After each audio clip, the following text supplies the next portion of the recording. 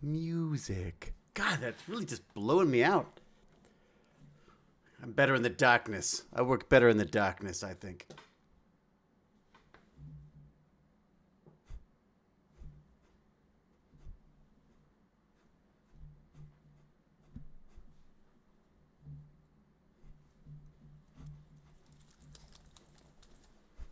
How did I know there were drums coming?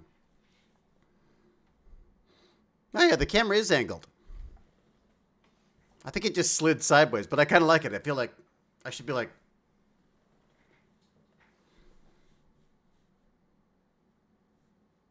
Oh, you don't hear any music? only I hear the music? Here we go.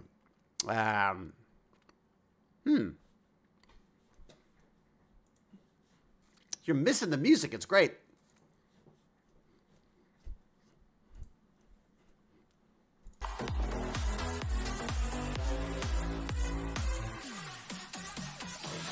There you go. Hello, everybody. I should turn this down tonight.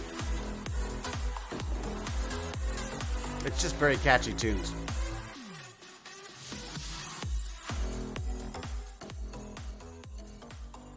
What if we go to 8%? Can I still concentrate with that going? We'll see. All right, hello everybody. Tech Bandits, high school all over again. I'm dancing without music, it's true. It's just when I think I couldn't embarrass myself more, I manage every time. Turn this off. That light is too bright.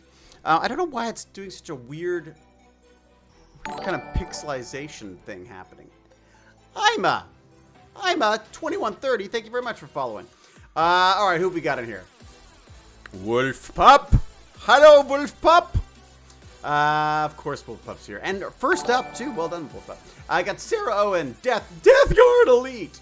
We've got Gopher Fluffernut, Sporo1, the Nightbot, because we love the Nightbot. Do we have Cal here? Is the wonderful Cal here?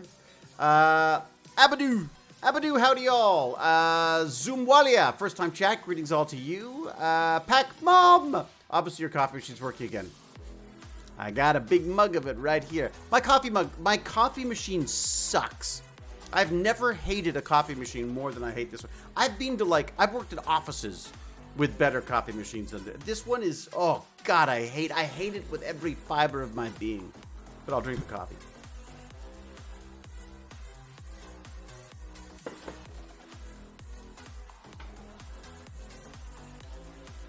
All right, I love the WAP music.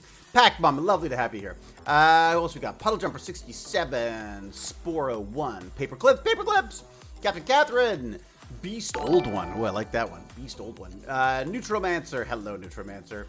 Did I say hi to Mandy 2462? Love and hugs from Liverpool, England. Just finished putting some Rodney and Carson pics in frames to put on the wall. Oh, very good, very good. You're not doing. Shouldn't you be out at the pub watching, football? Anything like that? Now there's some music. Yeah, definitely music. Yep. Now we have music for it. Good, more entertaining if we weren't hearing the music. It's actually better just watching me flop around like a Muppet, isn't it? Zuwalia, hello. Sarah Owen, high school, so true. First time chat from Optimus Dan. Hello there. Hello, Optimus Dan. All right, the chat's dragged me in. Oh, Jesus. Well, let me guess, James. James R. Gurney, Dr. Professor Perfect. What kind of coffee machine do you have? Because my Cuisinart, I had the best Cuisinart ever. I loved it. I loved that machine. Once I worked out its foibles, I loved it. But this one can't even pour a cup of coffee without dumping half of it on the damn countertop. Peterborough, England. Hello. Versetti 3010. Is that right? Versetti? Sounds about right. Hello, Versetti. Hello, KB Thickham. Wait a sec. KB Thickham just subscribed. Thank you very much. I want to know what coffee machine James R. Gurney has. He probably has some kind of artisanal thing that you have to, you steam copper pipes that have been aged by, aged in catacombs for, Are you like a coffee aficionado, James? Do you know your coffee? I got my Tech Bandits mug. That's really good because it's got a thing to stop me from spilling it. Well, that's the hope, anyways. Because I'll tell you. My laptop's dead. I killed my laptop. and it drives me freaking nuts. Watch this. So, I have had this thing in pieces. This has got a 2070 GPU in it. This is not even 2 years old. And I guess I didn't spill anything. I know for sure I didn't spill anything because I've never spilled anything on this. But it is possible maybe something must have got spilled around it because whatever was sucked into the fan system corroded the back of the board. So I've taken this apart to look for problems. I tried to clean it off with alcohol. I tried all sorts of stuff. But I had this whole thing in pieces and put it back together again. But it is... yeah, it's a hunk of junk right now. I would not recommend these, I gotta say. If they're not hardy enough to live up to that, my Macs have lived much longer than that. I know James R. Gurney loves his Mac. But I find myself a little bit at a loss right now because I was using the PC for so much stuff in the way of like the CNC 3D stuff I was working on was all on the PC. All right, the music's annoying the crap out of me now. Is it? Or is it just making me dance? No, it's annoying me. Okay, so here we are. James R. Gurney, he does like his Mac. I think there's a stream where you accidentally tipped fluid onto your laptop. Was there really? Was it on this one, though? Was it on? Seriously? There's like video footage of me actually destroying. I thought for sure I hadn't. Really? Damn you, James. So maybe it was me after all that. Well, whatever it was incredibly corrosive because it literally ate away at the edge of the board at the back. It seemed to it screwed up. It got into the HDMI port, and then I guess it hit the fan. It hit the fan and got displaced around. Anyway, so but what's weird is if that happened, that would have happened months and months and months before it actually failed. But the corrosion is what failed. It wasn't me spilling the drink, James, that I didn't spill. I'm sure. It was the corrosion, and I also think it was terrible design on the part of Asus, whatever they're called, Gesundheit. Well, now you're gonna have to rewatch them all. Exactly. Everyone should go back, find the footage of me pouring coffee into the into my laptop, and if you could clip that from me, that'd be amazing. Because then I won't be mad at Asus anymore. I sent it off to get them to fix it. I spent like $60 or something to send it off to get them to look at it, and they sent back a photo of what looked like, well, which is obviously some kind of a fluid damage, and they said, yeah, we'll replace anything you want there for $2,500. I was like, I'm out. All right, I was trying to show us the bottom of a mug, I think. Well, now you're just making me sound silly, James. I would not, I have a horrible memory of that, but I don't feel like I had my actual kick-ass laptop there when I was doing that, did I? And anyways, no, you know what? It couldn't have been that. Maybe it could have been that. I don't know. All right. I wanted to talk World Cup. Hey, thank you, Venmintz.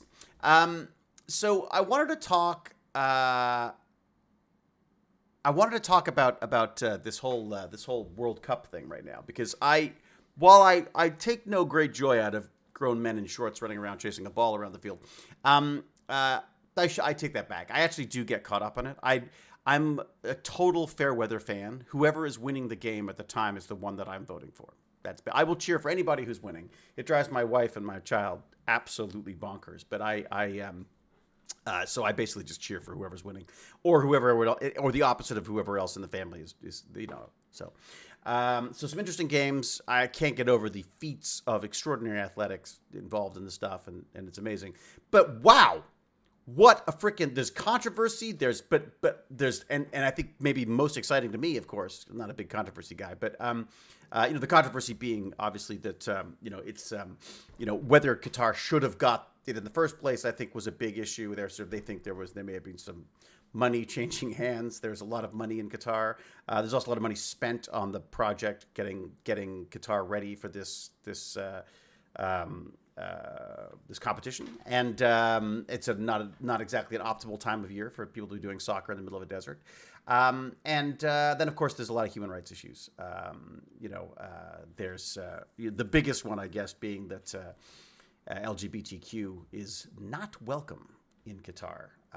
In fact, they would rather it was not spoken of, I think is the basic idea. And I don't know what happened with the beer. Did they eventually let people start drinking beer in the stadium or whatever it is? Or there was, because it's also, quite strict. I don't know exactly what the term for whatever the belief is, but there's a system of belief there that doesn't believe that well, certainly that men or anyone should be gay, or that I guess the drinking shouldn't be done in public, I guess, or that shouldn't be drunk at all, or there's no drinking involved at all. I don't know what the deal is. But anyways, try telling a bunch of football fans, certainly from England, that they can't drink. That'd be a difficult thing to do. Anyways, they're working it out. They've tried very hard also to not be too much of a drain on the carbon, a little too much of a drain on the planet was their idea. So they tried to build these, 8 stadiums or whatever it was. They tried to build them carbon neutral, which I think will be interesting to see if they actually pull that off. I think someone said that that some Qatar organization had created an organization that told people if they'd actually hit their carbon credits or not. So basically the people who are asking whether they've hit their target carbon emissions are they bought a company that will tell them that they did. But that said, not to diminish the fact that there is obviously, Qatar is one of the more liberal places in that region. It is somewhere that is trying to sort of welcome the rest of the world, and is just slowly, very slowly making some changes. I think it needs a lot of change, but it's slowly trying to make that happen. But one of the other issues, of course, is while they built these stadiums, they were very, very concerned about migrant workers coming in, and the physical and mental health of those workers. Apparently, it was not a concern for those in Qatar building these things. So that was it. So they planted a tree outside of a stadium. There you go. We're carbon neutral. We're done. There was a whole expose, which I should show you. John Oliver does a fantastic thing about carbon credits. I think it's called carbon credits. And I'll find the link for you. Carbon credits, John Oliver. He does an amazing thing about it. Carbon offsets. That's it. Copy link address. Let me pop that in for you. Oops, I cannot cheer on my own channel. Good. I shouldn't. There we go. So this is a link to the John Oliver piece about carbon credits, and just sort of what a total scam these could be, and whether we should really even be using them, because the fact we're like we're polluting, but while we pollute, we'll do things to make pollution not so bad later on, but we're still polluting. So there's a lot of stuff about it. His River Song says, I think I'd start to worry about you if you ever said anything other than busy. LOL. It's true. That's very true. Pac-Mom is never not busy. As she should be. These brilliant people are always busy. What? Death Guard Elite just used 50 bits, which I don't even know what that means, but it sounds painful. Cheers 50. Hey David, are you on Cameo? If not, how much would it cost for a 20 to 30 second voice clip to remind someone to take their meds? That sounds like a suitable app. Email me, davidihewlett@gmail.com, and remind me that you are Death Guard Elite and that you're looking for a clip, and I'll see what I can do. I have not done Cameo. It's something I've debated quite a bit, but I don't know. I should probably do it, because you know what? Frankly, there's not been a lot of work of late. I should probably do some Cameo in order to buy better presents for myself and my son. I mean, for my son and my wife at Christmas. So maybe that'd be a good reason to get onto it. So, oh, sorry. I got the worst heartburn right now. I did not sleep last night, so I'm a bit of a mess. I'll fade very quickly today. You watch. Okay, LOL. Life feels slower since I graduated and developed my own business as an independent educator. Wow. So that's gonna keep you busy. That's the problem with working for yourself, is you never stop working, and you're a tough boss. How much for a 4-hour-long Cameo clip? What do people charge for Cameo? I don't even know what's the going rate for a Cameo. Geek Mind, subscribe to tier 1. There you go. Thank you very much, Geek Mind. That's very good of you. Jack Jasra. Hello, Jack Jasra. Jack Jasra and I have to get together and do an art stream. We have to figure that out. I'd love to do it this week sometime if I can. But I don't think I'm gonna be free before Thursday or Friday. I'm not even sure how those are looking right now, but we'll see. I'm really hoping to do it because Jack Jasper does a great art stream, and he's got some great new raccoon looks that he's working on for our Tech Bandit stuff. Excuse me. Pac-Mom says that Paul McGillian, I think, is $75. $75? What does he do for that? Make you dinner? The hell? Draco Malfoy is $600? Wow. I worked with Draco Malfoy. I worked with him. He was a very nice kid, I got to say. You know, maybe he's charging so much because he just doesn't want to deal with it. Like maybe it's like, you know what? I really don't want to do this. So if someone pays me $600, that would make me happy, and I'll do it. Because that's the thing is, you don't want to do it if you're like, happy freaking birthday, or take your damn meds. Although that's probably what I would say anyways. If I did the meds one, I think I would probably just go like, don't be an idiot, Fumbles look stupid. You forgot to take your damn meds. There you go. That's someone should have recorded that. Someone should just clip that, and you can use that for your thing. What's your who is it? Death Guard Elite. Who are you trying to remind to take their meds? I'll do it right now. He was in the Flash. Who was in the Flash? Joe Flanagan's $100. I'd pay $100 for Flanagan though. I like a Flanagan guy. You can't do cameo. I mean, isn't that for people who don't something? Mira Iron. People who don't do something. It's for Death Guard Elite. It's for you. All right. What's your name, Death Guard Elite? What's your in real world name? Just not your whole name. Just say your first name. I'll do that for you.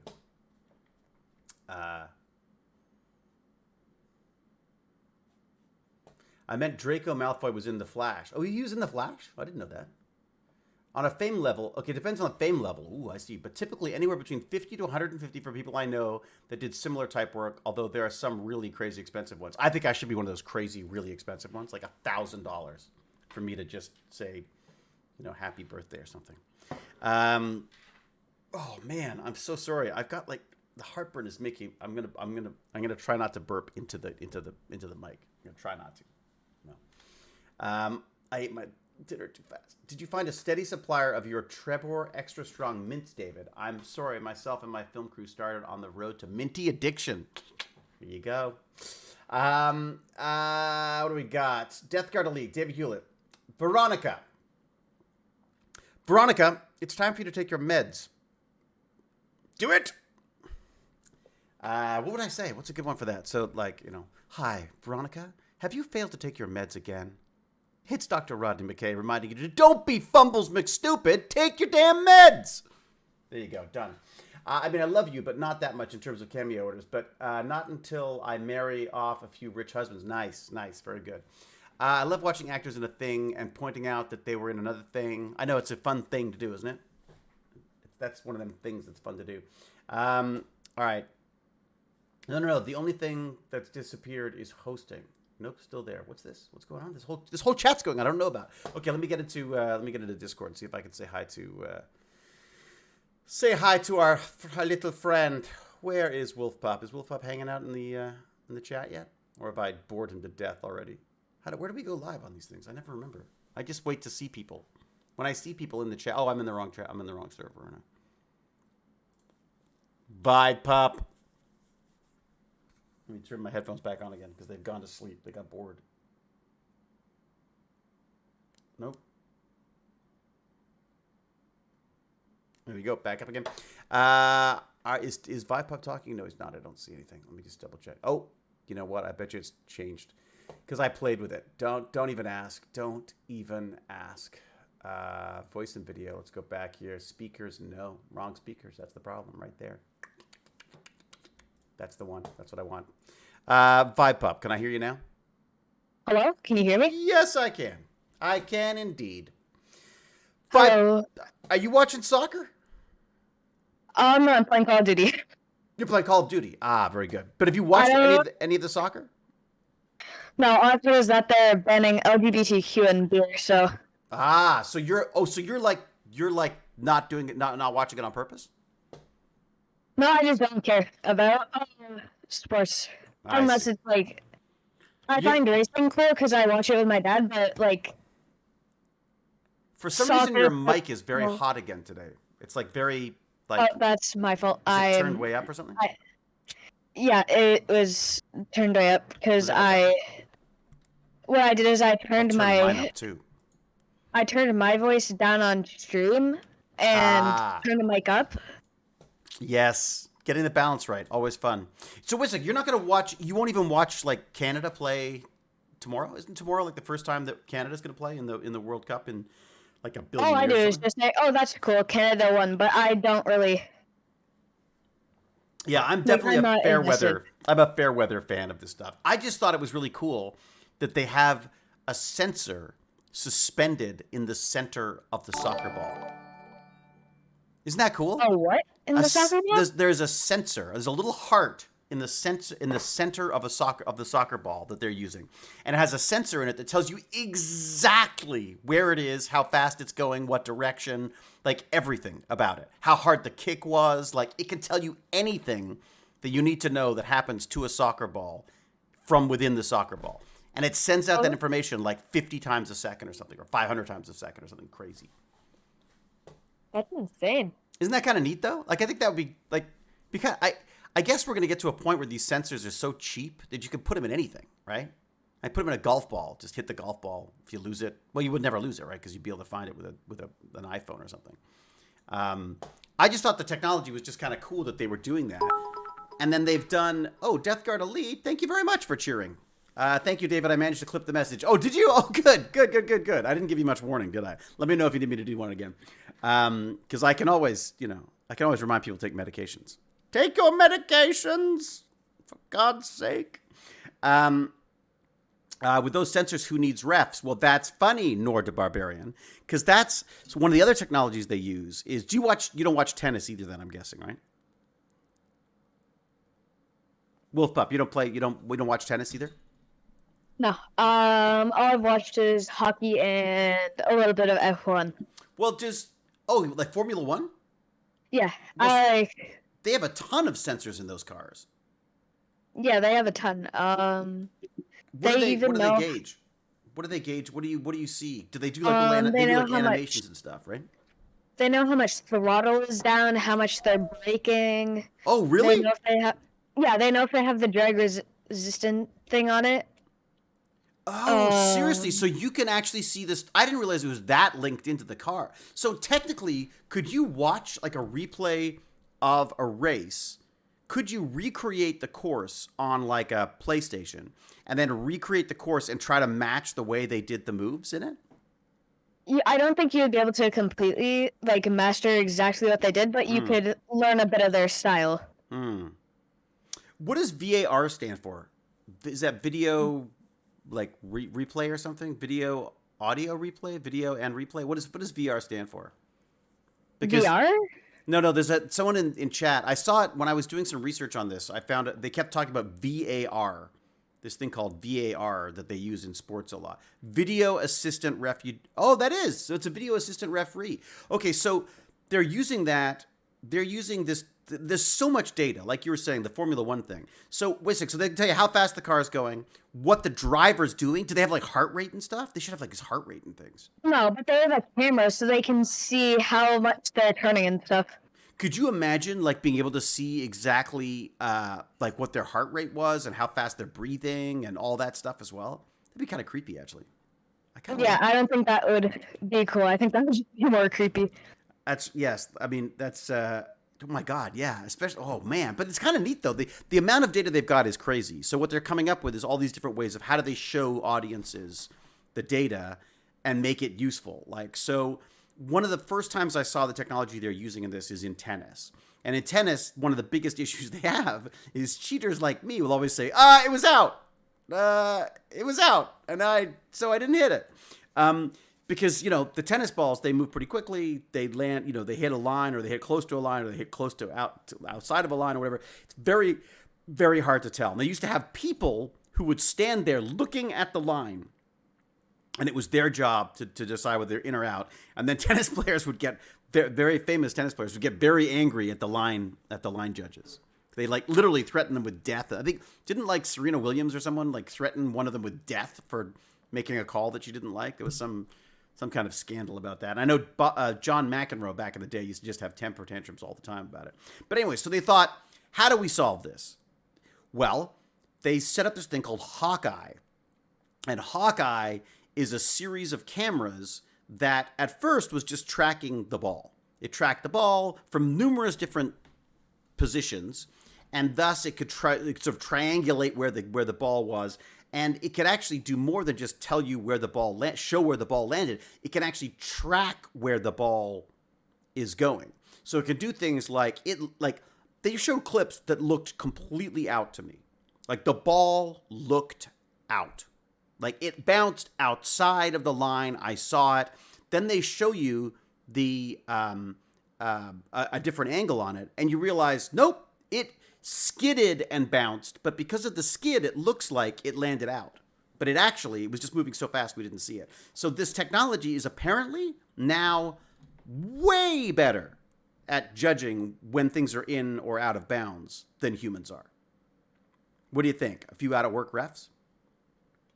I don't think they should make refs go out of bounds. I just think that they should give the refs that tool to help. And that's what they do. I think the final call has to still be made by a human, because I think people would get freaked out by it if it wasn't. But still, that human is still looking at a video and AI generated, playback and deciding from that. That means that there's still how many people out of work there? How many people in a game like, soccer. So soccer is of course a big part of it is who hit the ball last. Where if it bounced off me, then the other team gets the ball. And in some of those bouncing around, it's very, very difficult to tell. So they've got 29 cameras, and they can sorry. I can't remember how many cameras there are, but there's a number of cameras they can track, I think 29 points on every single player on the field. So divide yourself up into 29 separate points. The cameras are doing that for every single player. So they can see exactly where all of and there's 29 points are made up of all the things that are important to soccer, like did you hit the ball with your hands, which I always do. Instinctively, my hands come up to protect myself, and I end up getting a handball. So they're looking out for that. They're looking out for people. It's a good instinct, though, to put your hand up. I think so. I think, cowardice is a great way to survive. Cowards, they run away faster and they live longer. Unless they're klutzy. I'm a klutzy coward, so I run away and then run into a hole or something. I just thought this was kind of neat that the technology was such that they are, I can't remember, within 5 milliseconds or something. I'm making up numbers now, but within a very, very short period of time, they have generated an animation that shows you exactly where all these points are. So it's very, very good at saying that guy's offside is this rule in soccer, which I don't understand at all. But basically, if you get too far ahead of the other team, either with or without the ball, someone in the chat will, I'm sure, explain it to us. But basically, if you get too far ahead of everyone else, and everyone else has to catch up with you, there's like some kind of, you get punished for that, and they don't let you score a goal or something. I don't know, something like that. So basically, that's something that can now be called right away. This technology can figure out where the ball is, where the human is, and where all the different parts of the human is. So there was one the other day where someone's knee had crossed. So his feet hadn't even landed yet, but his knee had gone across the line, making him out of bounds. So offside rule, is that what I mean? Offside. Sorry, it's the offside. Offside is, there's lines on the thing where, I'm not saying this as hockey. I don't know if it's the same, but if it is, then look at me. I'm about the least sporty person you could possibly know. But yeah, okay. What's happened in hockey? Basically, when you're past a certain line, if somebody passes to you when you're off of that line, then it doesn't count. The ball has to be in by that line before they can send the ball over. Because in hockey, I'm pretty sure once you're going into the enemy zone, you have to get the puck over and then you can pass it. But if you haven't done that, then it counts as offside. Is that the same? And you think that's the same rule for soccer? Can anyone in chat tell me if that's the same rule for soccer? I don't think it's the exact same, but it's the same premises. It's the same idea, though. Yeah, it's the same idea. I don't know. I said a big word instead of just idea. God. I can't believe James R. Gurney actually clipped me pouring coffee into my computer. I wonder if it was the same computer that I'm complaining about now. Probably. Knowing my luck, it is. Damn it, James Gurney's like a beacon of truth. Okay, the person in front is behind. Okay, the person in front is behind the defenders and gets past the ball Your run needs to come from the line of the defense. That does not help me. If the person in front is okay, so there's defenders who are like back, and then if the person in front is behind them, and you gets can't pass past to the someone ball. behind the defenders. Is that right? Yeah, and if they do, then they need to come from the line of defense, and I don't know what that one means. I just know the. No, you're right, James. I did have my laptop then, so if there's a good chance. I'll have a look and see if it's the same one. But yeah, there's a good chance that might have been it. Man, I'm so glad people clip things like that. Can't you? Why'd you clip the parts of me being smart instead of me pouring coffee on my computer? There's too much of you pouring coffee into your computer and not enough of you being smart. I know, it's true. It's imbalanced. It's entirely imbalanced in the clips, and also probably in the streams as well. Okay, well, so now I'm guessing they must use that technology in the hockey as well. I mean, because it just makes sense. They have cameras behind the net and stuff. Right. It's because they don't go as fast in hockey. You can easily see, like, what? Oh, they can't go as fast in hockey. Well, but the puck can go even faster. The puck's got to be. Imagine trying to track a puck. I wonder if they can track a puck with Hawkeye. But there's not much things you have to do you don't really have to chase the puck. I see. But the system would want to know that, wouldn't it? The system would want to know where the puck is because it would want to know whether it's hit the goal or not, right? Whether it's in the goal. Isn't that going to be part of it? They have cameras behind it. Then you just go back and you can see if it went in or not. All right. Okay, I'm looking it up right now. I'm looking up Hawkeye. Excuse me. Hawkeye camera hockey. There we go. Originally, it started in cricket, apparently. And I think that's because cricket's the most complicated game I've ever seen. I don't understand what the hell's going on, ever.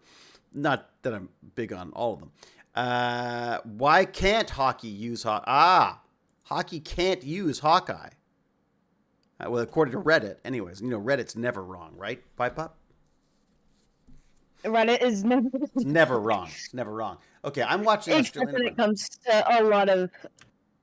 I'm not going to say their opinions wrong, they're just very interesting. The puck is obstructed by goalies, skates, gloves, and general mass of humanity. The Hawkeye system uses cameras to track an object.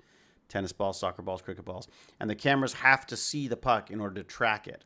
That being said, FIFA approved it for use in the goal line technology, and FIFA specifically tested obstructed views. Because I think part of the tracking is not just having to have it on camera. The point is it's tracking trajectories as well. Like it knows from the trajectory and the speed and the arc and all these different things, whatever the various different things they need to examine. They can use all of those things to figure out where the hockey puck is supposed to be, where the soccer ball is supposed to be.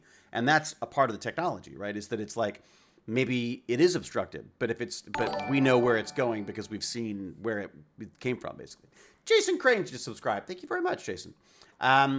I don't know when I got these animated things to pop back up again, but they have, and I'm happy. The hockey doesn't use Hawkeye. Yeah, and I guess that's because there's, as they say, there's too many skates and goalies and things in the way. When does hockey season start up again? Is it started up again? I think it's already ended. Oh, really? Really? I don't know. I haven't seen hockey in a while, but I don't know if it's ended. Yeah, I don't really watch a lot of hockey. I mean, I don't mind it if I'm forced to sit down and watch it. The football, I got to say, I have been. Wow, there's a lot of people following today. DJH Hydro Drinks, GJ Hydro Drinks. Thank you very much. Amazias. Sorry, Amasisia. No, I'm going to get this right. Amasisa. Greetings from Spain. Thank you very much. How would you say that? Amasisa. That's kind of fun to say. Amasisa. Welcome. That's about Amasisa. That's good too. That might not be how it's pronounced. You think? I'll probably get it wrong. I just want to say, UF1902. Thank you very much. I'm not trying to give them a shout out in any way, but I found a fake crypto stream with 19,000 botted viewers. Wait a sec. 19,000 botted viewers? I don't know if they're all botted, but you could tell just by none of them had like personalized stuff. Really? They're all just basic accounts. There's a lot. Like, I mean, the people who are still shilling the crypto stuff right now, man, that's got to be. People have lost a The funny lot thing of money. is, it was saying that it was made by Elon Musk. Oh no! Oh really? Is Yeah. it? Are you looking at Twitter at all? Twitter, like I've sort of been struggling No, with Twitter. Twitter has, from what I've seen, it's just gone down. People have lost. Some companies have lost billions of dollars because of Elon Musk. Really? Yeah. In what way? Why? Because they added the fake verification thing, and everybody just sees that as it's real. It's weird So though, but don't you think people should be a little smarter? Like if they, what is it like Shell Oil or whatever? It's like if someone, it's not like they were particularly clever at pretending to be another. They just they got like a name that was like it. They didn't even get, I don't know why people would believe anything they saw on Twitter as a press release, anyways. But I suppose that's the way people think right now. Cal just subscribed. Does that mean see? Now she can't say she doesn't like me. How could she say she likes me and then subscribe? See? Forget it. Hi, Cal. Now I'm on to you. I know you love me. It's true. Otherwise, you wouldn't be subscribing, would you? Thank you very much, Cal. I don't know why Cal should have to subscribe. Is there not a way to gift subscriptions to fabulous mods like Cal? I mean, horrible human beings, but fabulous mods. It's for the bandits, it's not for the you. bandits, not you. Oh, it's going to be for me soon enough. I don't work soon. I'll be eating this Tech Bandits money. Hype Train coming in. What do we got? It's so she can use the emotes against you. It's so true. That is so true. Aw, Jack Jasper, thank you very much. Okay, so what other technology was there that I saw there? Oh, the other thing that was kind of cool was so they've integrated this Hawkeye technology that can track the players and the ball. And they've integrated it with this sensor it's really cool. It looks like a Doctor Who prop.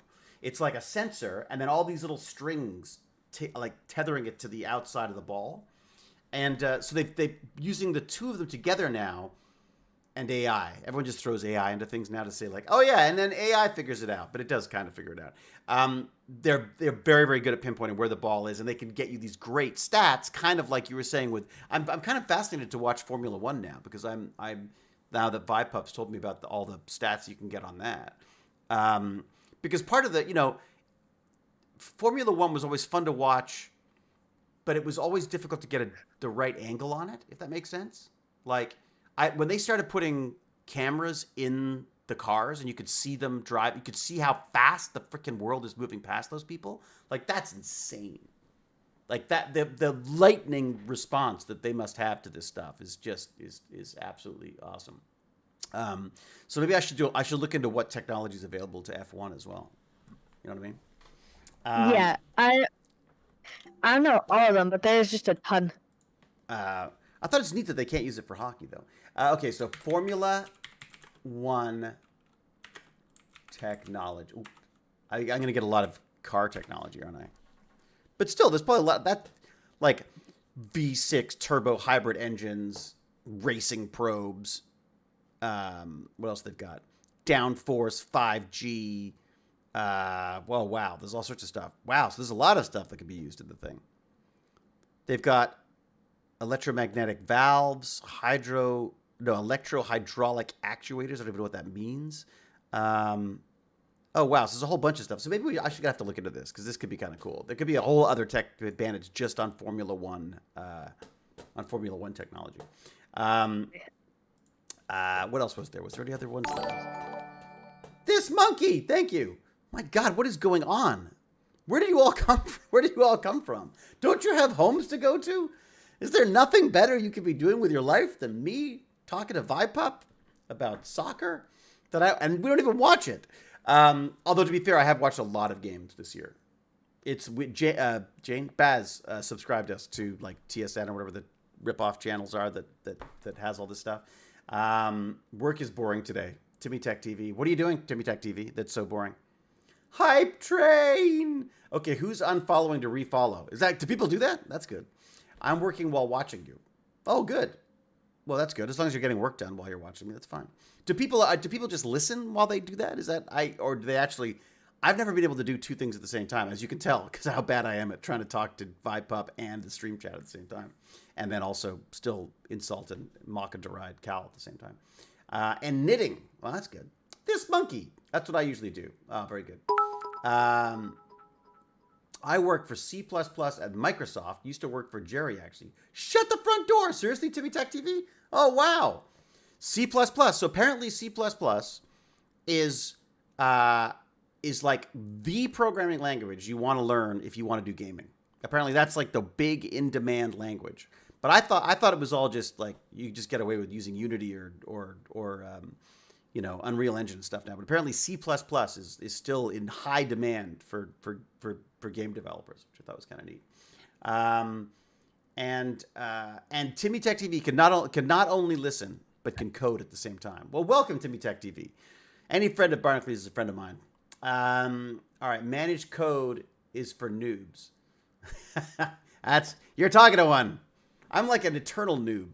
Everything's new to me because I dabble in everything. I'm a jack of all trades, master of none. Or I should say I'm interested in all trades, master of none. C++ is everything. Oh, everyone's a big C++ fan. Okay, C++ runs everything. Yeah, everyone's big. So there you go. There you go. ViPup, you got to learn C++. I actually haven't been like trying code or anything. I've actually been just mainly focusing on school and like gaming because that's fun. Gaming is very good at eating up all of your time. Yeah. The thing is, so what games are you playing now? What are the big games right now? Are Call of Duty? And... I'm playing Call of Duty Modern Warfare 2 right now, the new one. Any educational benefit at all that you can convince people that that's a good reason to be doing that? Is it historical at least? Or is it a future war or something? What's the premise of this? They're trying to make it modern, but it's like using modern stuff slightly ahead. We've got a friend who knows, well, Bag of Chips. You can ask him about basically any tank ever, and he'll know about it mainly because of these games. But he's obsessed with tank. Not obsessed, I shouldn't say obsessed. He's like our go-to like warfare expert now. But again, I feel like as long as you find something that you're good at that you enjoy doing, it doesn't, I mean that's great. I just don't want to. The concern I guess with video games is if it's just wasting your time. And taking you away from important stuff. I worry about it with Baz because Baz plays a lot too. Although, I mean, he plays League of Legends, and man, that's a complicated game. I feel like there's a certain amount of skill. Like in Call of Duty, what are the skills necessary for a good Call of Duty player? Pardon, I was focusing on the blue for a second. Concentration is that one of them? Is it a big team game thing, or is it or you're on your own? Like, what are the skills required to do really well in Call of Duty? Fast reaction time, concentration, and not being like me and getting angry every time a guy is hiding in the corner with a sniper. But what do you mean get angry? You mean you just take it personally? Like it's like... No, I don't take it personally. I just find it annoying when a guy is just hiding in the corner with a one-shot gun. You know who that guy is? It's you. Yeah. That's exactly how I would play. I would hide and hide and hide and hide and then just hope that someone comes by and I'd shoot them by accident. But usually I die anyways. But right now I'm playing the campaign. I love it. It's the best campaign I've played. League of Legends is way too complicated for me. Ham derp. Ham derp. I don't know what ham derp means, but I really like it. That's a t-shirt right there. Ham derp. All right. Abadoo. Especially when you need to be first to market for a new software product, then C++ can be too slow to develop. Ah, I see. So these tools are better at getting the games out fast. Do you know what engine? What engine is Call of Duty made on? Is it a proprietary engine or is it Unreal or what do they use? I do not have a clue. Anyone in the chat know what they made Call of Duty on? I've collected all of my level 1 emotes apparently. I don't know what that means, but if I feel like I've accomplished something without doing anything. Campers suck. That's me, Sporo1. I bolt around a corner, get popped from someone so far in the former, he's in a plant pot. Oh man, I would totally dress up as a plant pot and assassinate people. Computer says IW engine. I don't know. So it's an Activision engine of some sort. The disadvantage of having your own it's probably advantages and disadvantages. I'm assuming the advantages of a proprietary engine is that you can do things that other people can't do or don't know how to do.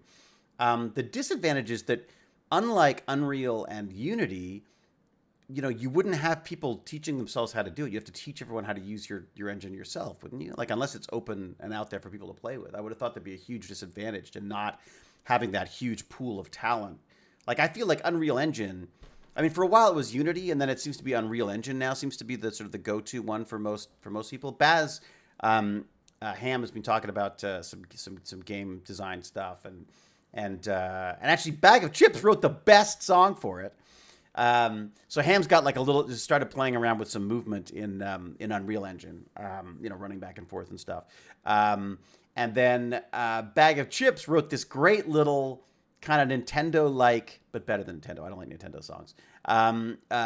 Little theme song for it, which is really, really good. So racing simulators use proprietary engines, but Assetto Corsa did switch to Unreal for a while, but they find it too restrictive, so they're going back to their own. Oh, really?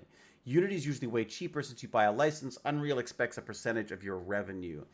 You don't have to pay Unreal or Unity. That's exactly. You don't have to pay until you start making money. That's the advantage. From Google, thank you, his River Song. The IW engine is a game engine created and developed by Infinity Ward. It's called Infinity Ward by the Call of Duty series. The engine was originally based on ID Tech 3 as its core, and since the engine itself is proprietary with inclusion of GTK Radiant by id Software. I don't know. That doesn't mean a lot to me, but I guess so. It's a proprietary engine, basically. That's kind of neat. I thought Unreal was the most advanced engine nowadays. Is it? Maybe it is.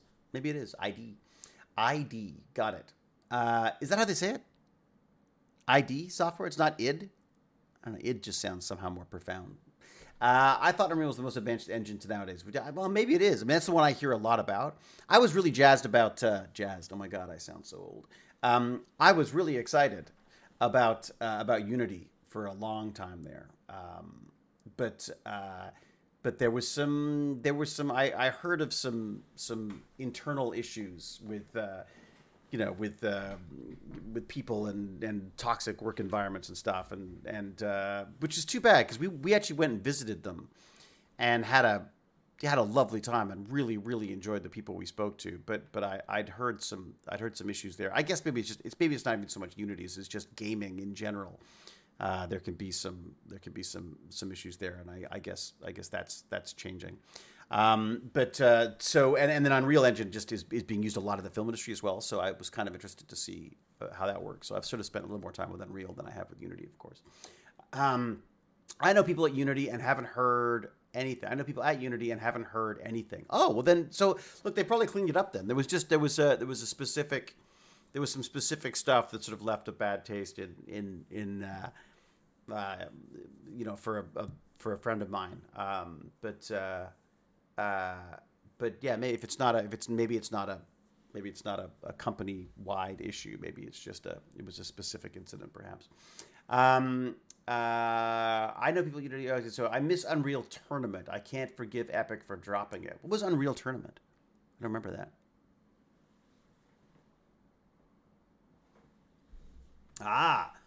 John Carmack pronounces it like the psychology word, id. That's how I would say it.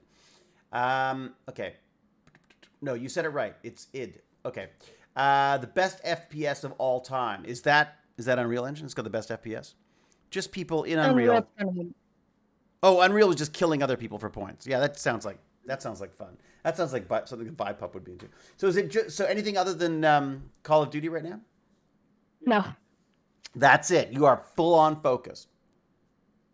I am very focused. Is it competitive? Yes. And are you by yourself or are you with a squad?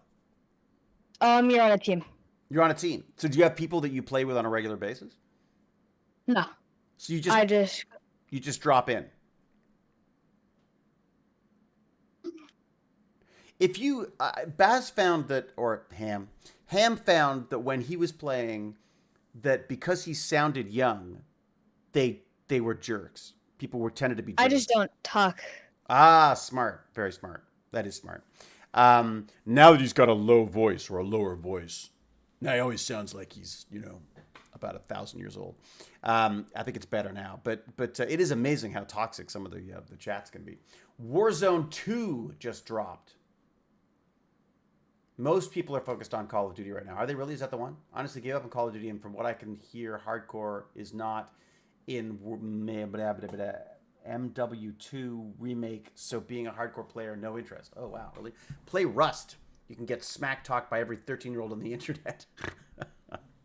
There you go. Buy voice mod and get a cool Bane voice. Oh, that's true. Yeah, you could put on a cool Bane voice. Like, get a voice changer. I just don't think I really need to talk. That's why. Hello, I am Vibe. You'd be like a Dalek voice. You just don't feel the need to chat, but doesn't it help? No. Wouldn't it help though in a team to be communicating and figuring out where you're going and like spearheading attacks and all that kind of stuff? That would only be if I was playing, team death, like search and destroy. I just play team deathmatch, which is just basically one giant team against another giant team. 6v6. So it's only 6. That's it. Yeah, only 6. Huh. So you've come a little way since. Yeah, I guess you're not playing Fortnite anymore. No. Barnacules? What the heck? Barnacules just gifted a tier sub to Barnacules. Oh, I see. Because Timmy Tech TV just. That's sweet. Thank you very much, Timmy Tech TV. Thank you. How do you have time with all that C++ programming to do? Thank you, Timmy Tech TV. That was very kind. Thank you. All right. Greetings from Monterrey, Mexico. Woohoo! Hey, it's Alyssa LG. I know that. I know where you are. What are you talking about? Okay, what else we got? Oh my God, Chrissy G. What's going on here? Chrissy G gifted subs to people and like Novus Tullius and Kamikaze UK2. Chrissy G, thank you very much. This show is just all about people subscribing. It's ridiculous. All right. What other things do I have for you? There's a few other things I was going to talk about. Port Perry, Ontario. Skoogog. So, you're at Ontario with me, We're in the Great White North. Kooloo, kooloo, kooloo, kooloo. Yeah. Vipup used to be out in the old Northern Ontario too, Well, not so much Northern Ontario, but maybe more like Southern Ontario. But, now he's in the wilds of... How you liking New Brunswick, by the way? It's pretty good. Do you feel like you're fitting in? Like, do you have to like find all new friends and a new school and all that kind of stuff? Is that kind of rough? Yeah.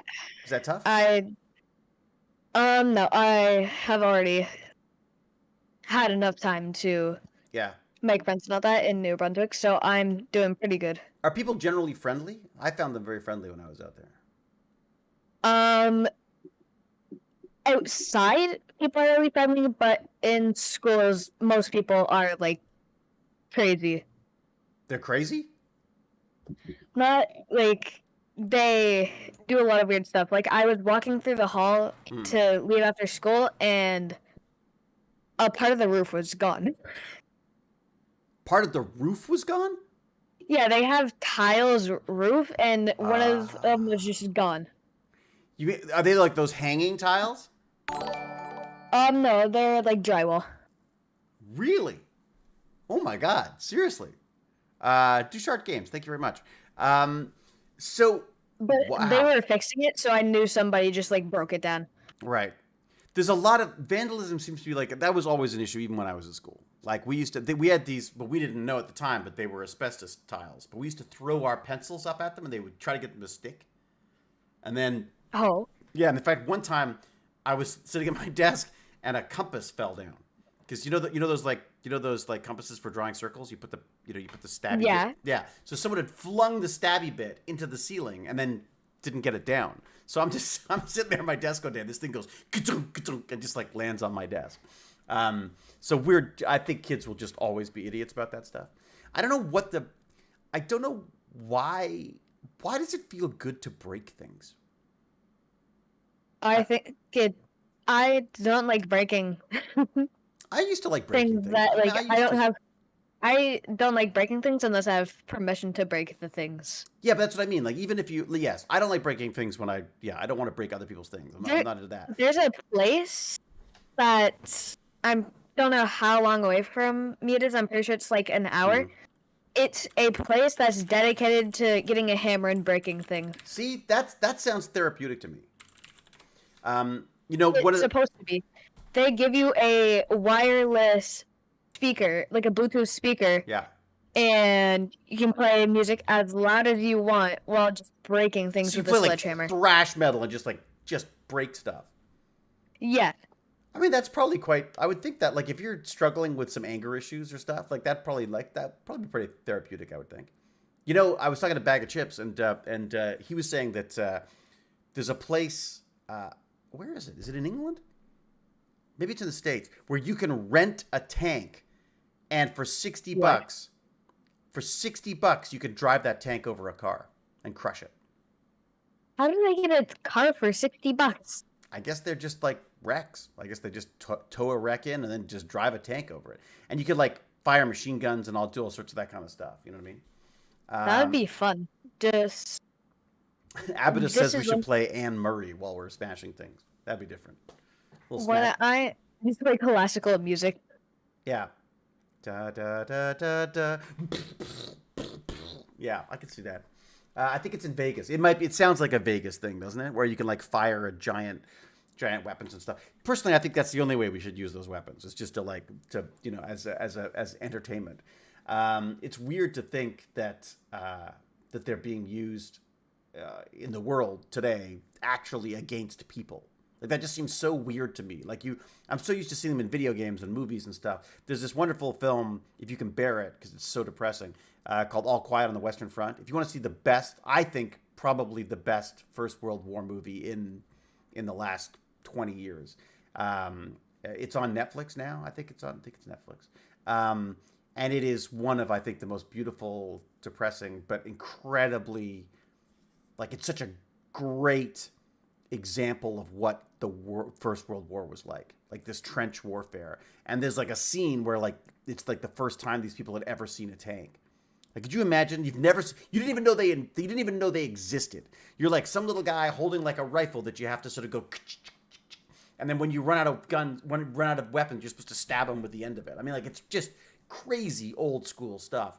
Like your And commander then has just a tank. yeah, your commander has like a freaking horse, and then suddenly these like 3 or 4 of these giant things come across, and there's literally like scenes where these guys are just like screaming. They don't know what do you do? They're armored. You can't shoot them. You can't. You know what I mean? Like it's crazy, absolutely crazy. It is an amazing, amazing, amazing movie, and I highly recommend it. It's long though. It's like 3 hours, so you gotta like dig in, Clear schedule. grab your popcorn, clear the schedule. Good to watch with parents, by the way, because parents will go like, "Oh yes." We don't actually remember anything, but we just remember talking about it in school ourselves. So movie doesn't come close to the horror that the book describes. No, I agree. The books are always better. Books are always better, but no one reads books anymore. That's like, what's the last book you read, Vipup? Probably Hunger Games. Oh, that's pretty good. Well, how long ago was that? Not too long ago. I've been reading like small books, but Yeah. not. I haven't been like invested start to finish like I was with Hunger Games. That one just sucked you in? Yeah. I don't think I ever read that one. I was like, it reminded me of something. It was another series. Anyways, but did you read all the books in the series? Like Mockingjay Yeah. and all the wow. I'm at the third one right now, but I kind of just stopped. Are you fizzling out? Like you're Yeah. beginning to lose. Yeah, that's what I used to find as well. One of my favorite was one called The Golden Compass. It was this crazy series about people who could jump between worlds and things. It was, oh my God, it was just so cool. And Dune. There was a lot of these ones that were I think they were good for me because they were difficult. Like they were difficult to read. And I think it forced myself to read them, and thus enjoyed them a lot. But the ones I used to love the most were the Doctor Who books. I read like 150 Doctor Who books. I used to love them, and they were just like novelizations of the series. But I just loved them because I loved the show, and I could imagine all the characters, and it was just, yeah, it's fantastic. His Dark Materials, that's it. Yeah. Again, when they start making TV series out of them, I don't enjoy them as much. But you know, Star Trek books, really. I still love Doctor Who too. I don't have. I mean, I'm looking forward to Tennant coming back for a few episodes. That should be kind of fun.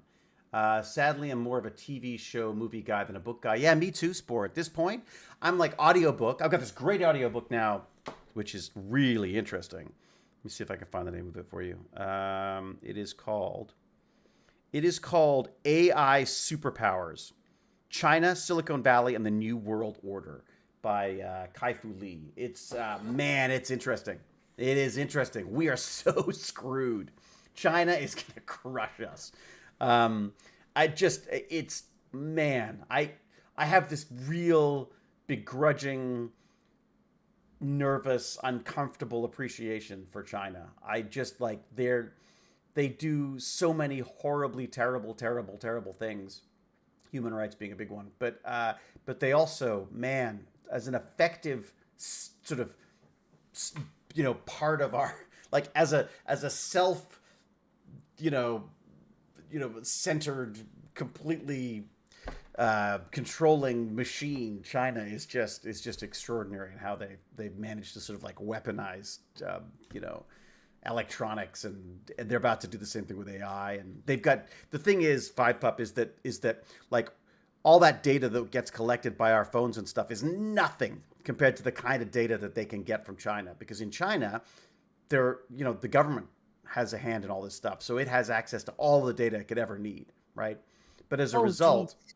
yeah, so as a result, so, you know, people kind of skipped the desktop computer age and went straight to the phone, and they went straight to these apps that would collect everything about everybody. Where are they? What have they spent their money on? What are their bank accounts? Where are they going? Where have they been? You know, are they happy? Are they sad? What music are they listening to? What have they just ordered for food?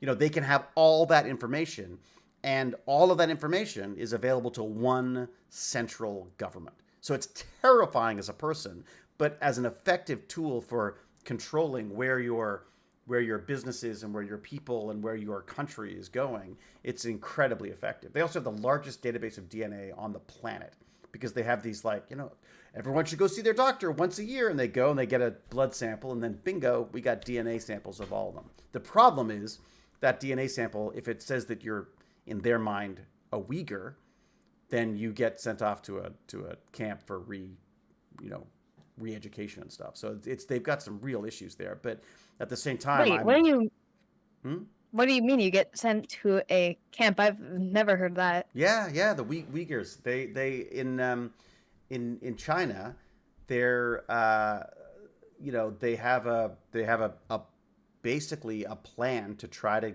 get people to be sort of programmed not to believe in the things that they believe. They don't like that population having the belief system that they have, so they literally take them out of their homes and take them off to these special facilities and train them to be quote unquote better Chinese people. So it's really some pretty scary stuff going on. That's insane, though. Isn't it? I mean, that sounds like something out of the Second World War. It sounds like a concentration camp or something. But it's really, really creepy. And the other thing about it is that's interesting is that they're using DNA as a way of identifying people, right? So you may not even have the belief system that they're worried about, but you've got what they have decided is the DNA. It's a bit like in the Second World War, in Germany, you know, they used to measure people's nose, and if your nose was too big, that would mean you were a Jew, which means that you're a bad person, because, you know, Jews need to go to camp and all this kind of stuff. So, you know, so like they literally chose these random body parts to decide whether you were, like, literally they were deciding whether you were Jewish or not based on your nose, and how big it is compared to your face and stuff like that. And they're basically doing the same thing with DNA now, where they're saying DNA, if you've got this series of letters in it, it must mean you're weaker. You know what I mean? Like, that's basically what they're doing with it. So, Where are you getting this information about them using DNA to send people to camps? I believe it was the New York Times. I was listening to one of their podcasts, but I'll look it up. Yeah, I don't know whether it's actually directly sending them to camp, but basically they're using the DNA samples to identify different portions of the population, and the Uyghurs were one of the ones that they were focusing on. I would love that to be verified. If someone could figure that out, that'd be amazing. Nightbot's deleting things. What? Obviously, China wants me to get another dog. I didn't want to get another dog, but we got one anyways. It wasn't China. It was, and again, I don't want to like demonize China. Like I don't want to be xenophobic about this. I mean, America has done some terrible things. God knows Britain has as well. Canada's has got a horrible track record with their indigenous people. All of these large, government, bureaucracies have their own evils. This is just one that I feel has such an immense has just such a comprehensive understanding of how to use technology to control their population. I can't get over it how effective it is when they use it. So, okay, maybe I'm a year younger than David I. Hewlett. Country 3D. I'm surprised. I'm sure you're much younger than I am. And if not, I certainly look older. China equals Chinese people. IMO. China does not equal Chinese people. Yeah, absolutely not. IMO means, in my opinion, by the way. What does it mean? In my opinion, IMO. IMO, that's what it means? IMO, in my opinion? Yeah, I could tell you were a bit confused there. Yeah, I mean, again, just to be very, very clear, I mean, I'm sort of on the lookout for how, regimes like in China are using this technology. Because the problem with this technology is that you can know everything about everybody, especially if there aren't any safeguards in place. But at the same time, if you put safeguards in place so you don't know everything about everybody, you don't know everything about everybody, and you can't use that potentially for good as well, which is my struggle. I'd like to know everything there is about humans so that we can solve all the problems in the world. But the problem is, one of those problems is how people will use that data, right? So I don't want to come across like I'm just picking on China. China just seems particularly good at using this stuff. So, all right, what do we got? Have you read A Word Without Work? Have you read A World Without Work? No, I haven't. That sounds good, Christy G. That sounds like my kind of thing. Because that's one of the things they're talking about is what happens when AI gets so good and does so much for us, and robotics does so much for us. What do you do? What are we going to do? Vipup, what are you going to do when there's no jobs because robots have them all? How are you going to earn a living? Robots, you wouldn't have to earn a living, I wouldn't think. If robots are doing everything, that's kind of end goal. You wouldn't have to work. You would just... So where does the money come from? Because we got this stupid system where we got money and we have to pay for food and all that kind of stuff. So where does the money you come would from? get rid of that system, I would think. You get rid of that system? I want Vipup for president. Is that so wrong? Or prime minister? What do we have here? We have prime minister here, don't we? Yeah, we have prime minister. I feel like eventually we're going to have to get to a point where I used to think, well, you know what? The robots and AI will come in and they'll take away a lot of jobs, but it won't be able to do art. But now I'm like, look at all that AI art stuff is really good, right? I mean, I use it all the time. Get rid of capitalism. Ha. Yeah, that's a good point.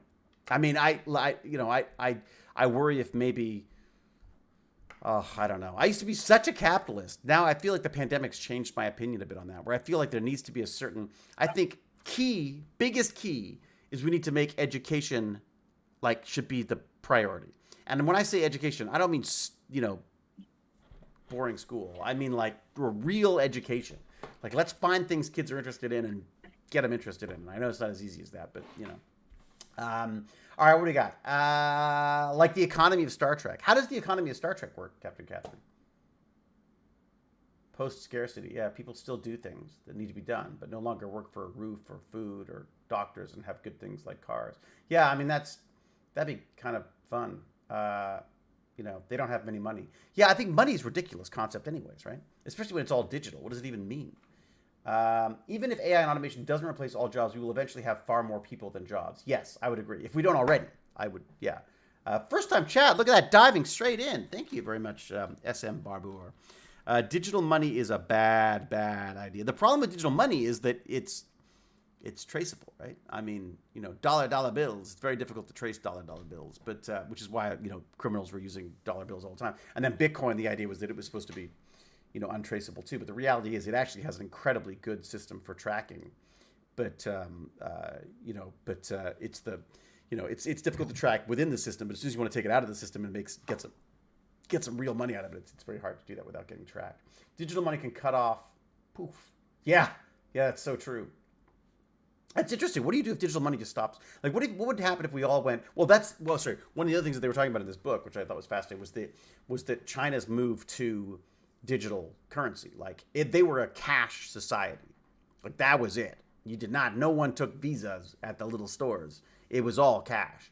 And then because of these apps making it so simple, and tying into traditions like I can't remember what it's called, red letter or red envelope day or whatever it is, when you gift people that you love a little bit of money, and it's a traditional thing. And they digitized that, and that took off, and all of a sudden everyone's linked their bank accounts, and now it's all digital. So, but again, as a result, what happens with the digital money is that these companies, all of which tend to have some ownership by the state, they know exactly what you spend all your money on, right? Like, then they start going like, wait a second, hey, you spent too much money on this. You should have bought more Chinese goods instead of American goods. And, they can really start cracking down on that stuff in a very granular way. Like, you can get really down to the minutia on that stuff. So, all right.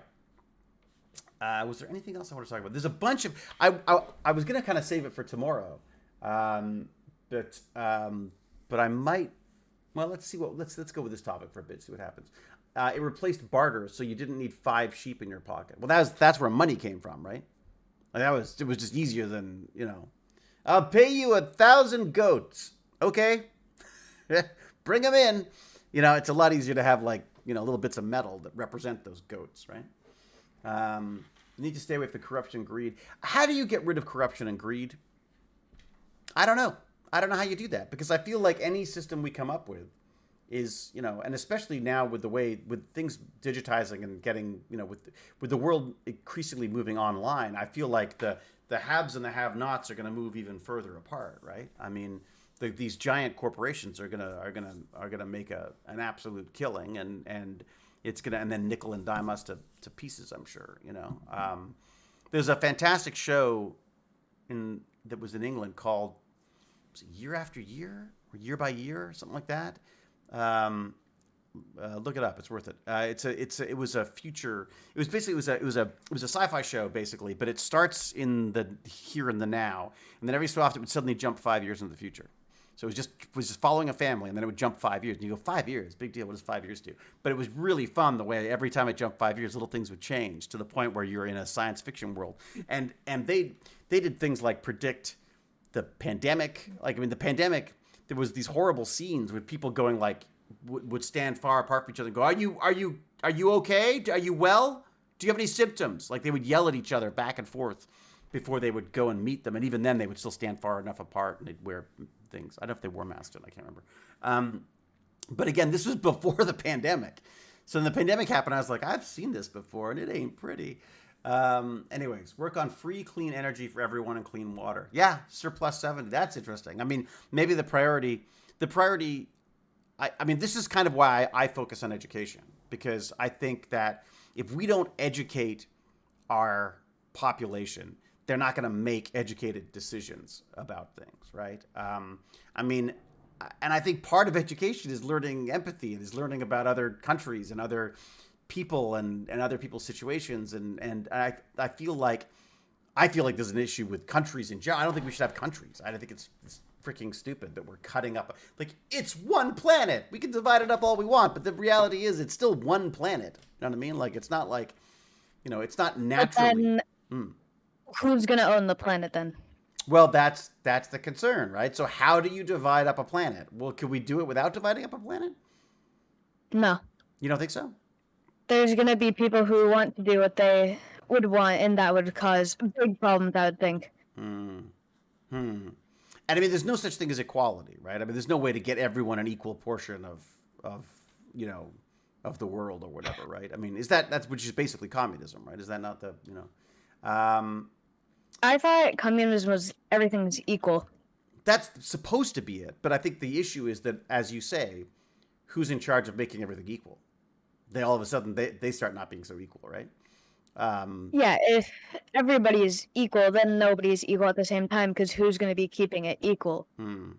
What is the 'Cause sorry, it's go ahead. Yeah. because how I see it, the government isn't equal to the person, so that doesn't work. Run that by me again. I got lost.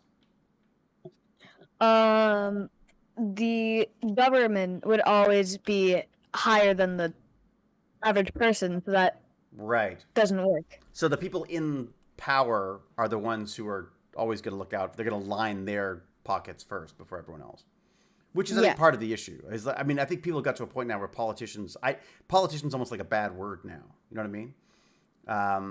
You know, I think teacher should be like a word that's like, oh my God, you're a teacher. It's like you're a rock star. It's like you're like Jason Momoa. You know what I mean? Like I think you know that good teachers should be as famous as freaking rock stars. You know, politicians. The problem with politicians is anyone who wants power is a problem, right? The best people to run something would be people who don't want any power, but it's very, very hard to find those. You know, I suppose there are people who are forced into power. I mean, I suppose Zelensky, I guess in Ukraine, I guess is a good leader because he was forced into it to some extent because of the war, maybe.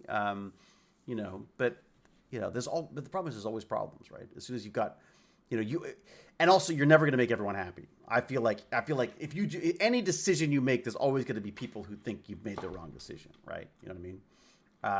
All right. Someone just said hi, and I saw something hello about a first time chat. Here we go. Vancouver Joker. Woohoo! Vancouver. Van Groovy, baby. First time over here on your stream. I'm an actor. Hey, cool. That's so am I. Based out of Vancouver. Big fan. Oh, well, welcome, Vancouver Joker. What can we see you in, Vancouver Joker? Should we be looking out for you on something? Is there something the audience should be checking you out on? Is it most of the evil, vindictive, petty people I've ever met are teachers? Whoa, Roland HG, just like that's woo. It's funny because I feel like what's happened with teaching is that, you know, there's that horrible thing is like if you can't do it, you teach. I think it's a terrible, terrible thing to say because I think it immediately sort of belittles teachers. I don't have a problem with teachers. I have a problem with bad teachers and bad curriculum. Those are my issues. I feel like this one size fits all education approach doesn't work. It just doesn't work. I mean, what do you do with people who are non-neurotypical? What do you do about like idiots like me who can't sit still in a class long enough to actually have to learn anything? What do you do about people who have a hard time reading a book? You know what I mean? Their eyes jump around, their mind jumps around. I mean, and also how do you compete with I can't compete with Call of Duty for God's sake. I mean, Vipa pops in when he's interested because he's interested, not because I'm more interesting than Call of Duty for God's sake. You got to be kidding yourself to think that you're going to compete with that stuff. I'd rather play Call of Duty for God's sake. You can compete with it right now. I am getting very angry at the game. No, of course not. I mean, that's the whole thing, right? I mean, I think the fact that you can do two things at the same time, that you are capable of dual screening, like most people your age, I think is, I mean, that's just something that I think we've got to get used to. I also find it really funny is that I'm always telling Baz off about being on his phone while I'm on my phone. Because the reality is grown-ups are on their phone all the freaking time. You know? It's not what you teach, it's how you teach it. Everyone learns differently. Yeah, I agree, Spore. I agree. I feel like I feel a little bad because yesterday I was on Edge of Tech, Hot Mix podcast, which is so much fun. Go check that out. In fact, go subscribe because I think they need to get like a few more people, and then they hit like 800 subscribers or something. So I did this podcast with them, and it's always fun. I was saying before we started the stream, actually, they said, so thank you for doing it. I was like, dude, I love doing podcasts with people who are smarter than me, who know more, because I come away learning stuff all the time, right? I mean, I'm glad that I can bring a little a little Hollywood to their stuff, but the reality is I'm there to learn. That's what I just I'm fascinated. And the stuff that they're doing and the stuff that they're privy to is amazing. I was looking all about, actually, Vipup, you'd like this. They're building 3D printed battle bots, and then they fight each other, which I thought was wow. Isn't that neat? Could you imagine that? Like, you build your own, design and build your own battle bot, and then just beat the crap out of each other with it. It just sounds like fun. Usually That probably would be fun. Usually it's not a bad teacher, it's the parents who drop the ball. I know I drop the ball all the time. Where's my kid? I don't know. It's 4 o'clock. Where's my kid? Who knows? That's not entirely true. But I definitely feel like I drop the ball. The other problem with parents are kids don't want to listen to parents. I never wanted to listen to my parents. I still don't want to listen to my parents. I mean, so I sort of get it when Ham doesn't want to, when Ham rolls his eyes whenever I say something. I get that. I remember that. Like, I still feel that way about a lot of things. You know what I mean? God, now I'm imagining Rodney McKay with a 3D printer. You don't have to. I have 2 of them. In fact, I'm giving one of them. I'm trying to get one of them to the to this amazing community center downtown that my son's been volunteering at, and I've heard that he was talking about maybe wanting to do some 3D printing. So I thought I'd get him one of the Prusas, because the Prusa is just like the best 3D printer to learn on.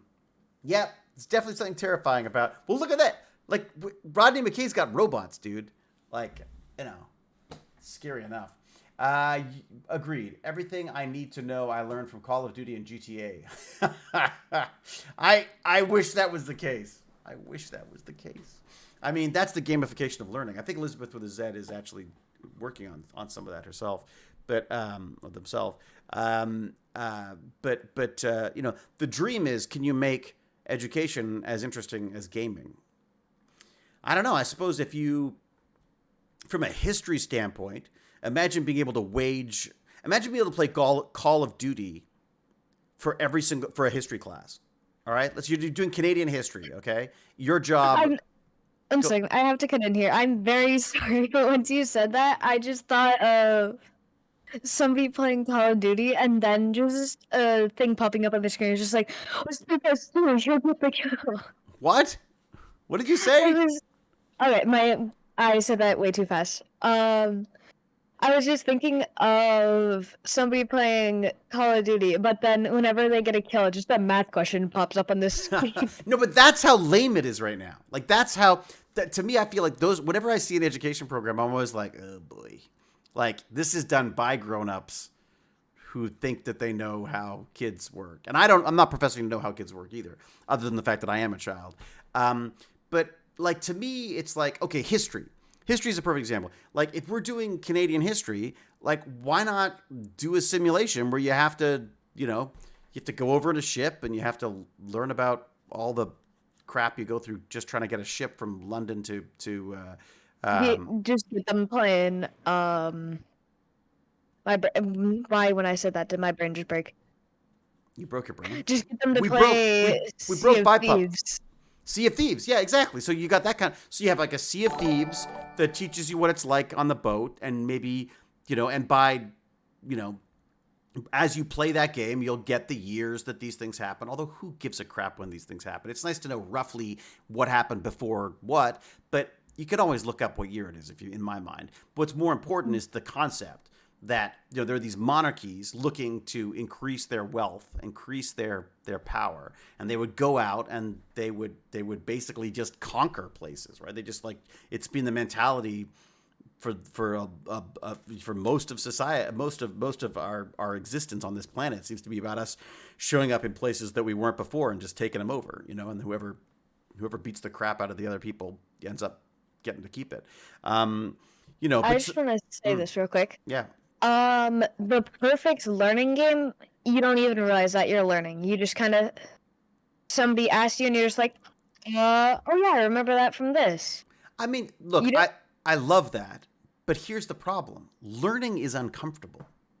Like, learning is like learning is like playing a video game, is your frustration with the video game. The learning is like, okay, how the hell do I get around this problem of this idiot camping out in the corner and shooting me whenever I show up? Like, it's frustrating and frustrating and frustrating until you figure it out. And then you're like, hey, I did it. You know what I mean? So I feel like, yes, I think it would be amazing if you could just learn stuff through osmosis. But I think that part of learning, like the very nature of learning, I feel, is screwing stuff up. I almost swore. Vipup. I heard that. You know? You know what I mean? Like, I think you really need to mess stuff up before you know what I mean? Like, there's got to be, I'm trying to I think just of a thought good of the example. best way to teach. Yeah, no, that would be Like, ideal. again, Like, that would you be absolutely you ideal. play a game, and then after it, like, here's where the math parts come in. It gives you a little test. Like, what did Mhm. do you understand? Like, what did your like if it's based off of real life? Like, what if you're learning about lore? Like, what did Joe do in to help stop people from advancing? Hmm. And like you would know that because you just played it. Yeah, I mean that would be the hope, right? I mean the hope would be, and I guess why couldn't it be like that to some extent? So the frustration, you would get frustration, and that you'd be like, oh God, I keep dying on this voyage. How do I stay alive? You know what I mean? Or you go, oops, I should probably have made friends with the indigenous people instead of having them fire, arrows and spears at me now during the winter when I'm freezing to death and don't have any food. You know what I mean? Like there's just lots of stuff that you could sort of learn by doing in a game. I think would be amazing. And I think, as you say, you can then you sort of don't even know you've learned stuff. I mean, I would argue that a part of that for Bag of Chips with the tanks is that he played so many games with so many different tanks, and he needed to know what type of tanks he wanted in order to play the game better. You need to know about like weapons and strategy and stuff to get better at Call of Duty, right? Not at all. It's just kind of see a guy try to shoot at a guy. Oh, really? There's You're not this helping me at all here. this game is kind of brain dead. Oh, That's all really? I'm gonna say. Oh, really? So it's not It's like fun, weapon but I based. feel very stupid when I'm playing it. It's because I can be seeing a guy shooting at a guy, and then he just sees me like 10 seconds later and just has a better gun, so I'm dead. Right. Yeah, but that's an interesting. Okay, but that's an interesting thing right there. You're learning that this pay to play stuff is a sucker's game, right? I mean, if you don't want to play a game where some jerk with a lot of money could just show up and buy all the best weapons and then just win every game, right? You want a game where you can like grind through and like and like it with hard work and smart resources and teaming up with the right people, you can get ahead. Those are all totally legitimate skills for business, for life, for anything. You know what I mean?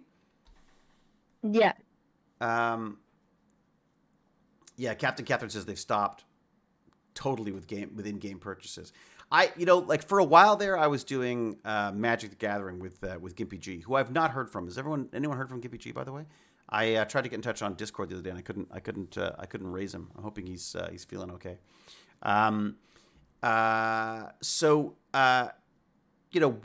but I stopped playing because first off, the price of the cards went through the freaking roof. Like the prices just How much kept. are they now? You know what? Let's find out.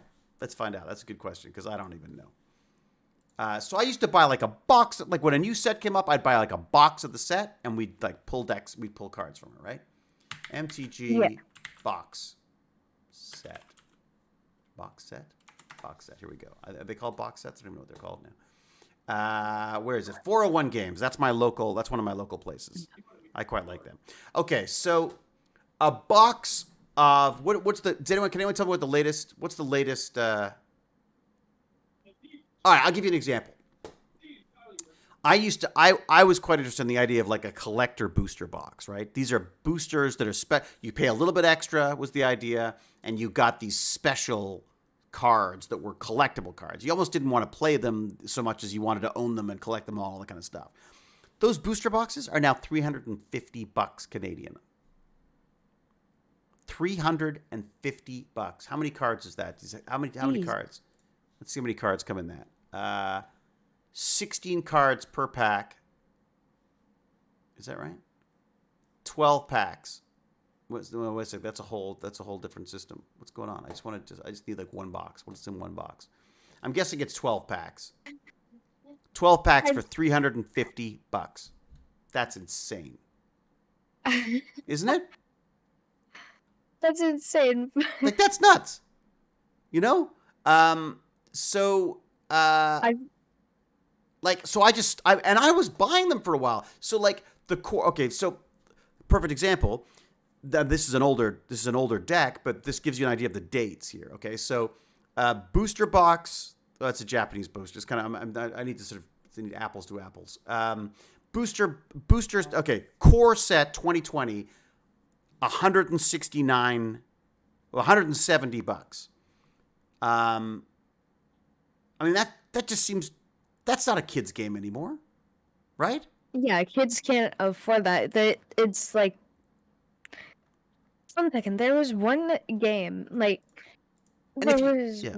I'm pretty sure it was called Bakugan. It was Oh, basically Bakugan. Yeah. Bakugan was there was yeah. one where it was Or whoever's Yu-Gi-Oh. parents pay more, the better you are. Well, in a way, I mean, I would say Magic isn't like that to some extent, but There's some luck picking the cards, but in this one, it's just like if you pay this much money, you'll get this cool looking card. right.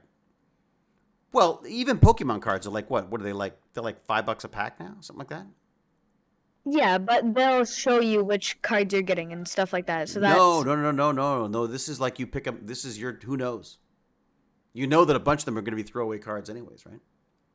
yeah. Um, Also, I'm gonna try to say this without changing this to a gaming tech bit.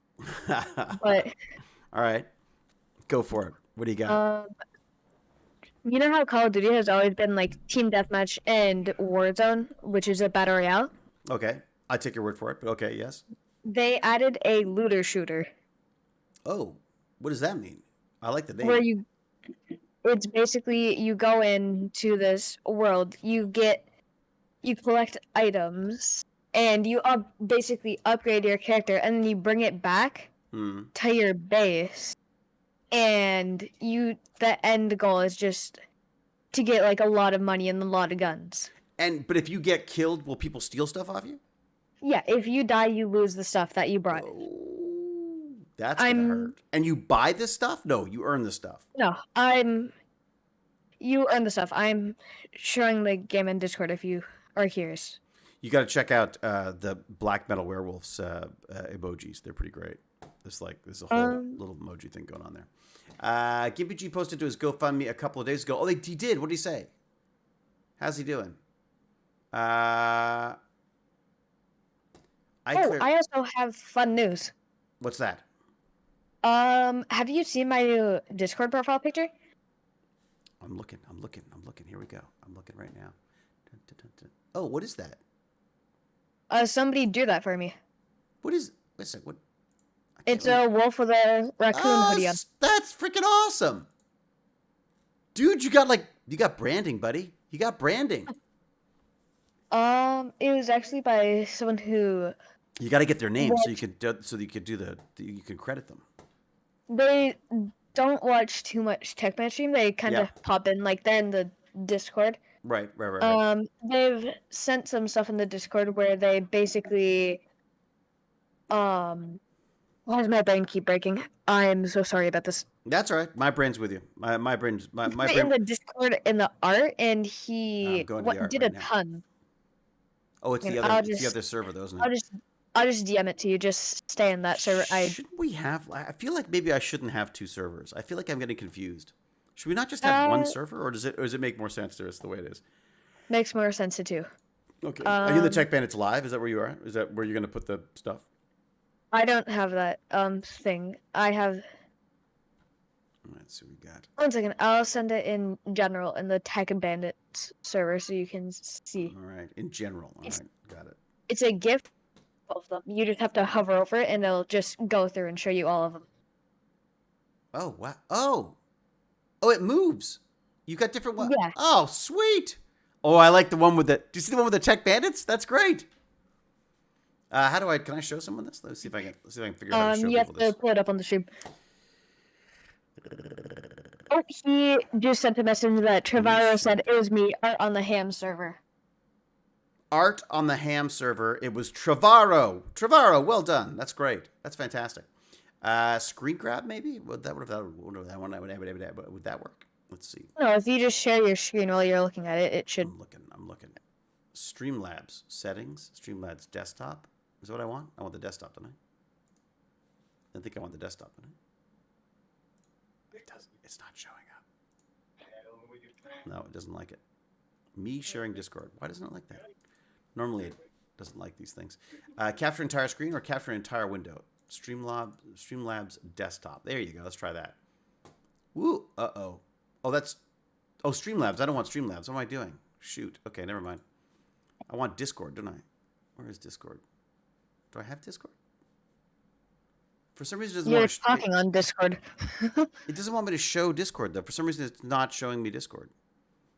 Let me see if there's a way to do this. Mwah. Me sharing Discord. Okay. But for some reason, it doesn't want to do that. Let's have a look. Okay. Screen. Screen 1, screen 2. No, I've got 2 screens. That's good to know. That is not what I want. That's not what I want. That's not what I want. What? For some reason, Discord isn't showing up in my list of things. Streamer mode is enabled. So, yeah, that so it just should be makes it so. Yeah, so it should be able to show it, right? Streamer mode hides Discord. It's weird. That is weird. Oh, it's there now. It's there now. For some reason, it wasn't there, and now it is. There you go. So if I hold my little mouse over this, we can see the very different things. Here you go. Ready? Here it goes. Ready? It's going to change. There. See? Hoodie. And one more. Here we go. Green hood. See? Check it out. Check it out. Tech Bandits on the logo. Hey! Without a hood. Are you thirsty or something? Why is your tongue hanging out? Gray. Oh, gray hoodie. Gray hoodie for those gray days. Gray days. Oh! No hoodie. Wolf Pup. Green again. Is that it? We're back to the beginning? No. Well, you've got like unicorn vomit headphones and things. Dude, there's a whole bunch of stuff in here. Oh my god! You got the one with the raccoon outfit. The raccoon outfit. Oh, that's freaking awesome. Ah, bravo. I say. Bravo, Tavaro. That was fantastic. Tavaro, how do people get in touch with you if they want to hire you to do more work like that? In case there's people out there who want to do more streaming. I don't think he hires. Really? He just did that. He just did that for fun. What? Why would making your life better be fun? That just seems weird to me, doesn't it? All right. 100K a year on a game is ludicrous. What? Who paid 100K a year? Yeah, it was a few rich kids on... one guy, Easy, put 100K a year into it. The game died badly, but it was the start of the pay-to-play. People went nuts. What the heck? What was this? I used to play the old Hobbit game, and people were splashing 10K a month easy on it. So that's the key. We got to make a game. That's what I've learned from this stream, is that we should be making a game. Don't you think? Who would be the enemy in it, though? Well, Baz had a really good idea. He's got this whole... he's got this bad axe thing, which just sounds amazing to me. Mobile apps make a killing. I don't know. Discord is okay. I was helping Wolf Pup. Oh, that's very kind of you, Javaro. Thank you. 100K a year on a game. That is kind of crazy. You've seen how many Magic the Gathering cards I have, right? I have an insane amount of Magic the Gathering cards. I've got an entire cabinet of them. But I stopped because when I went online and started playing, because what I loved about the online game was that Lance and I could play, like Yippee G and I could play together, and it was seamless. It was like so easy to do. But the problem was they keep like changing out the cards, and they keep making cards obsolete, and I just felt like you're constantly throwing money at this thing, and you don't. It's not like you get to keep the cards, but they're not much use. And if I'm going to spend money on something, I want to spend it. I like things. You know what I mean? I thought you should be able to take the cards that you've got, scan them in. Like, you should be able to take a card, show it to your computer, and it pops it up in the game because you spent the money on the card. You know what I mean? Like, that just made sense to me. I think it would have to be like what Pokemon did, where you have to like either get it in the game or get it in a card. Right. I mean, in each card pack, they would give you a little QR code that you'd have to scan. Yeah, then Magic used to do that. Magic used to do that as well. Yeah, and that was kind of fun. But I just like the idea that wouldn't it be great to be able to replicate the cards that you have in the real world online and use those? Wouldn't that be like, I guess you could play. There is Magic the Gathering Online, which is a clunkier version, but they maybe. That's talking about brain death. That's me. Where I'm going. I'm not even sure I'm going to make it to our usual 2 hours. Maybe a good start of a great game. They should let you transfer the cards. Yeah, you really should. Can hold what you buy, not buy what you can't. You should hold what you buy, not buy what you can't. It's true. I used to work in games, and the market is really flooded, but it's very fun. Long hours, though. Yeah. I kind of want to make a game in Unreal. Yeah, I kind of want to as well. I actually was thinking of a very good game idea. Do it. Make it. Then you'd be like a billionaire. And you could be like our sponsor. It could be our billionaire sponsor. But the thing is, if I were to make it, you wouldn't be able to get, I wouldn't be able to get traction on it. It's because I don't think much people would like the game that I'm thinking. But well, like, if you make a good game. I mean, if you make a good game, and also your first game, like anything, is gonna suck, isn't it? I mean, the whole point is like it's like you just the first couple of times you're just doing as best as you can, and you'll get better and better and better at it. I mean, you can't. I don't think people generally launch a game by themselves first time around, and it's like, oh my god, it's the best game ever. You know what I mean? Like most people come from something. They come from practicing in some way, right? It was the thing. The funny thing is, it was a Lego game idea. Ah. Well, they have the not Unreal, the other one, Unity. Unity has a whole Lego integration thing. Oh, wow. Yeah, so you can literally learn how to program Unity using Lego and blocks and Lego characters and stuff. You should check that out. Because if you've got a Lego-based game, you should totally do that. But basically, I'm just going to, say the concept of the idea. I just want to see if anyone else finds it cool. Go for it. It's kind of like a Minecraft-y Lego game. Like, you know the game Lego Worlds? Mm-hmm. The open world Lego type thing. Yeah. I think that'd be really fun. Just a procedural generated game. All right, dude. I'm putting the link in. It's called Learn Unity with the Lego template. It's like I put it in the chat, but I'll put it in the chat as well, and whatever it's called, the servers. Oh, the newest Lego game. Just seems like it was kind of to get into the trend, but it didn't work too well. I was surprised. Like I really felt like of all of the possible tie-ins for an open world game, Lego would be it. You know what I mean?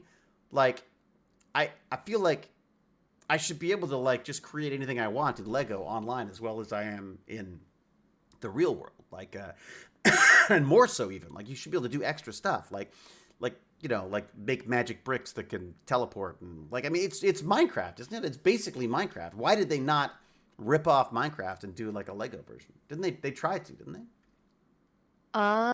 No. That I don't think Lego so. is also expensive, it's true. Yeah. Do you play with Lego? Do you have like Lego? I thought about it when I was sick for a little bit. I actually got into Tech Deck when I was sick. What's Tech Deck? I haven't even heard of it. They're like little finger skateboards. Oh, the finger skateboards. That's I didn't even play with them. I just liked making them. That's Fluffy the Cat. Fluffy the Cat's all over that. Oh? Yeah. They're like doing they're like building like skate parks and all sorts of stuff with them. Yeah, I was amazed because I was like, really? People actually do that? But he's like doing tricks and stuff, or they're doing tricks and stuff with that stuff. But you were building the boards. That's right. I remember. That's why I knew a little bit about it. Microboarding or something. Isn't it called like that or something like? Isn't it got like fingerboarding? Fingerboarding. That's it.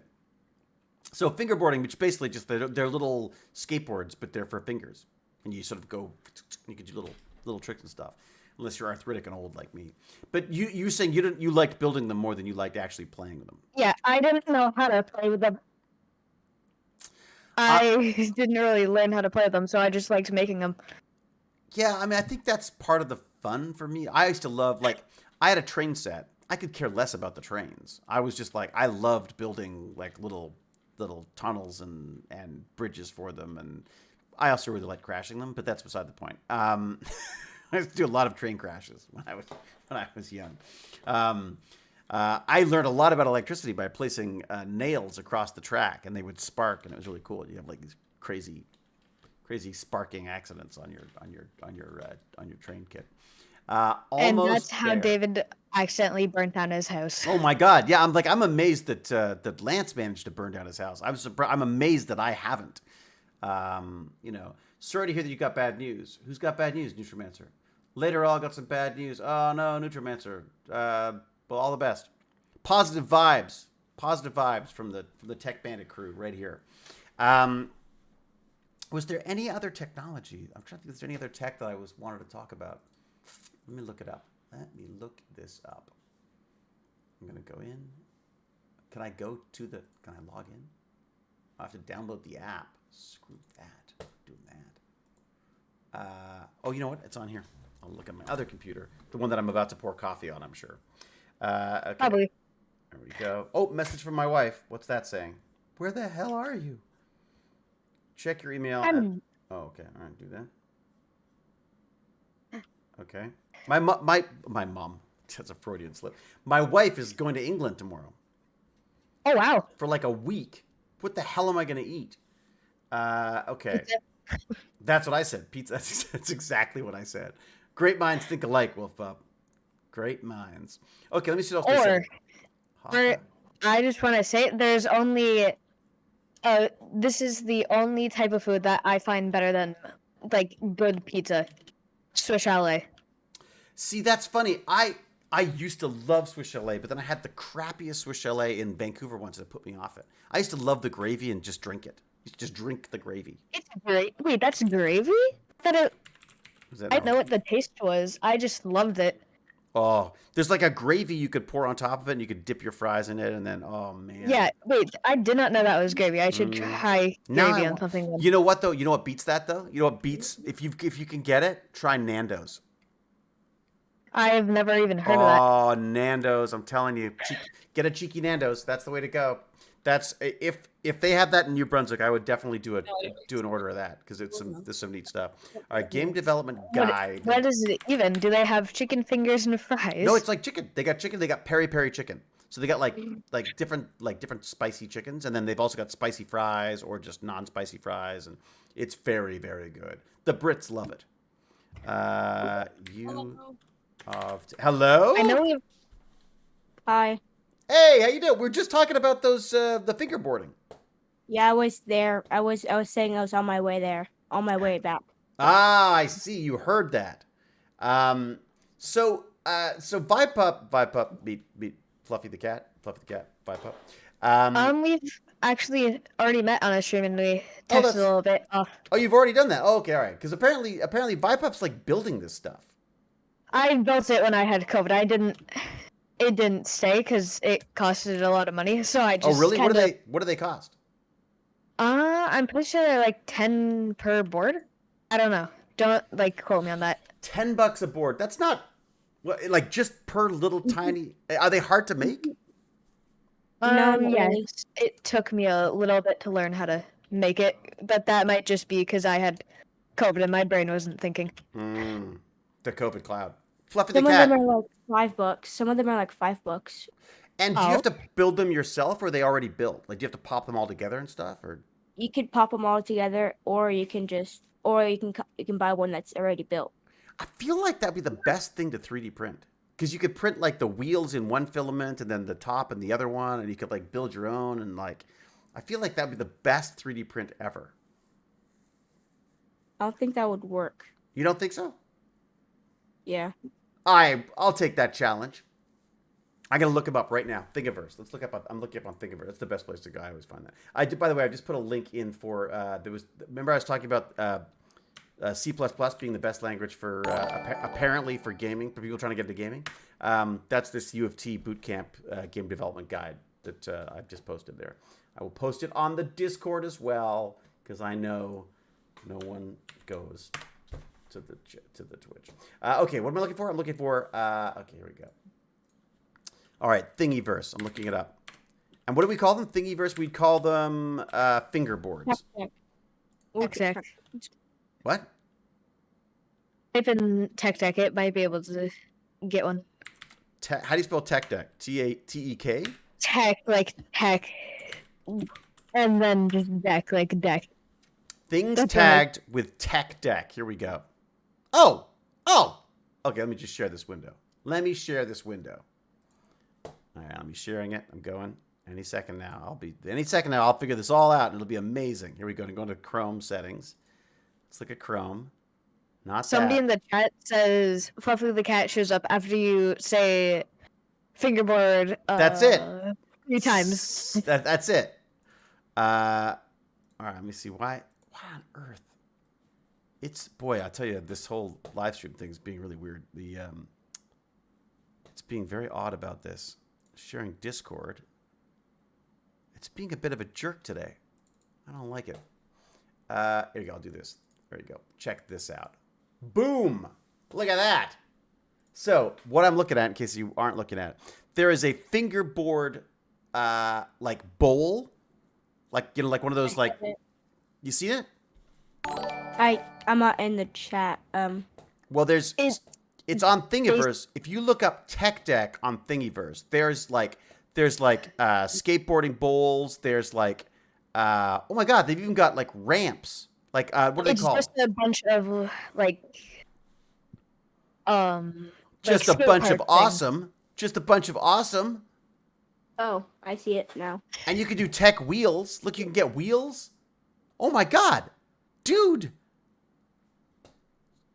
You could be like selling this to kids at school. You're not allowed to sell Somebody things. at my school who actually sells 3D printed stuff. They do? Yeah. That's pretty. They're not supposed to, but they do. Yeah, they don't really like people selling stuff at school, do they? I don't know Look why. at that. Oh, a fingerboard stand. That's kind of cool. I was just looking at I thought that you could print the fingerboard. Because look at the fingerboard of that one. Like, that's beautiful. The Zoo York Institute. It's just a pretty looking board. But of course, you don't print that. You print the thing that it sits in. So maybe it's more about building I don't know if you can actually build can you actually, is there any, I don't see any actual boards I'm pretty sure they themselves. have real skateboard tape on the stuff. Which... Oh, you can. There you go. Yeah, so you can print they've actually got the plans for printing the little tech decks themselves. You have to have ball bearings to make it move. Oh, really? No, yes. You need are there ball bearings in the tech decks? Yeah. Yeah. There are. They must be tiny ball bearings.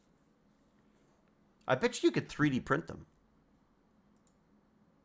Maybe. I mean, you can print like gears and stuff. I know that. I wonder. Is anyone in the chat? Has anyone tried anything like this? Anyone tried printing anything like this? I'll tell you what I do have to print that I should share with you. I talked to these folks yesterday and they were really cool. Sorry, who had an oh. Sorry, I did good in the game and I got excited. You got killed or you didn't get killed? I didn't get killed, so I got a bit excited. Congratulations for not getting killed.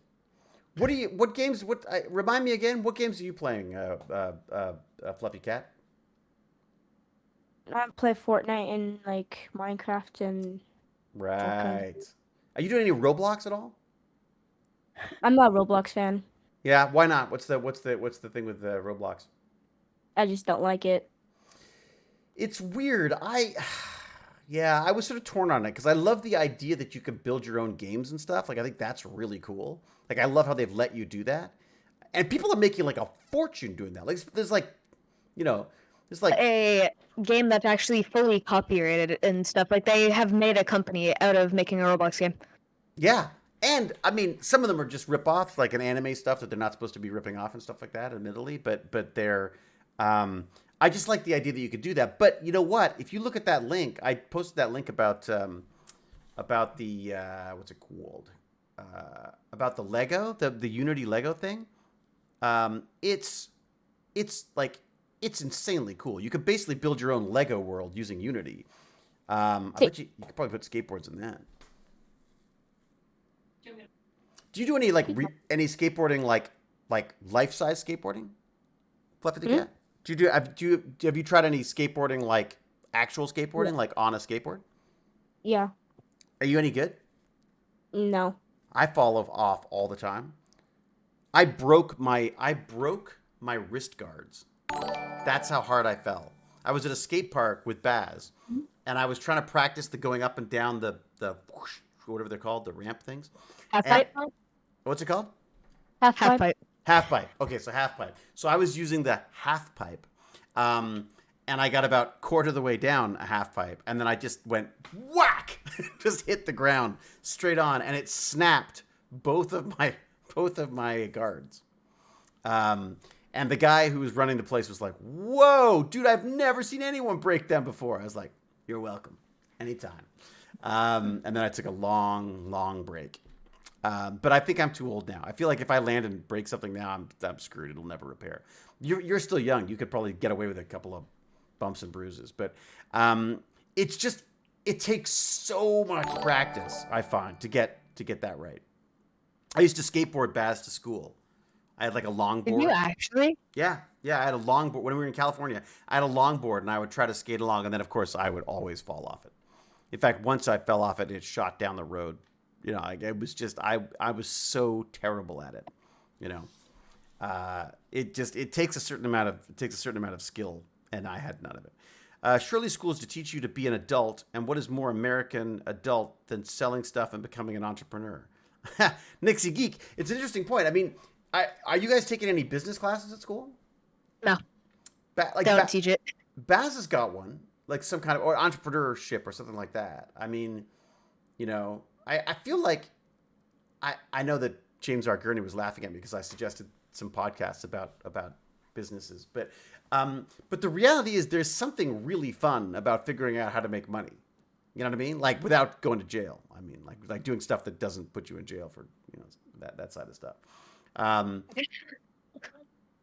What was that? I just found that funny how it's good to make money without going to jail. Well, I mean, yeah, that's what I mean. Like, I don't mean like steal money. I mean like, or make money, like print it. I could go to jail for counterfeiting. But I just think there's something, I don't know, there's something kind of like, it's almost a bit like a game to me. Of course, I have a game that I lose all the time because I've never been very good at making money. But it's I do very well making money as an actor. I figured that out. But I like starting a business and running a business and managing people and stuff. I don't think I'm very good at that.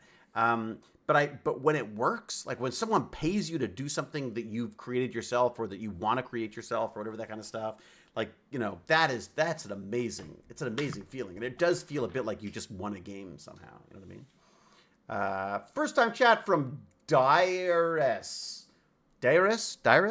Is there any financial education on U.S. school grades? Greetings from Brazil. Well, welcome from Brazil. Lovely to have you. Like I was saying, it looks like it doesn't happen until later, like grade, I guess Baz is grade 10, so it's like 9 or 10. Elizabeth with a Z probably knows, but oh, thank you very much, Rusty Dry Brush. Cabinet of Curiosities. No Tech Bandits should watch that, or I'll see you in your nightmares. Yeah, there's just something kind of fun about business, about working out how to do something that makes that people are willing to pay for. My father always said that people can always give you compliments, right? Like anyone, it doesn't cost anybody anything to say, "Hey, no, you were great." But you know that they like you when they pay you to do it, right? Which is kind of fun. I've always sort of kept that to heart. It's like, yeah, they paid me to do my acting. That means that they must actually like my acting. You know?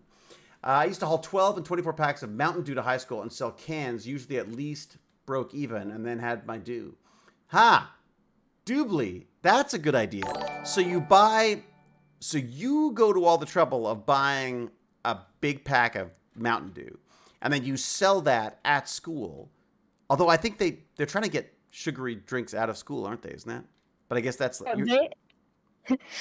I have a very fun story on me and my friend trying to sell stuff for school. Yeah. What were you selling? We had social studies, and I got COVID during that, and I was the one with the electronic to do all the research, so we couldn't do it.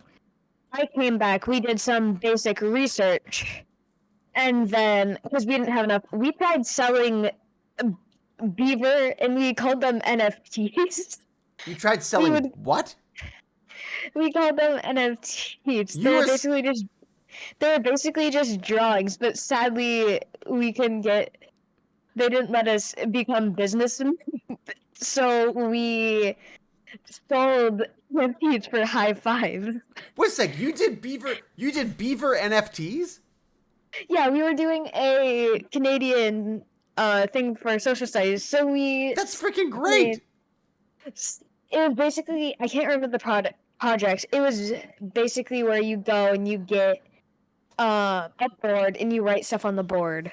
And me and my friend, I got COVID, so he couldn't do the work. Right. So we just kind of had the brilliant idea.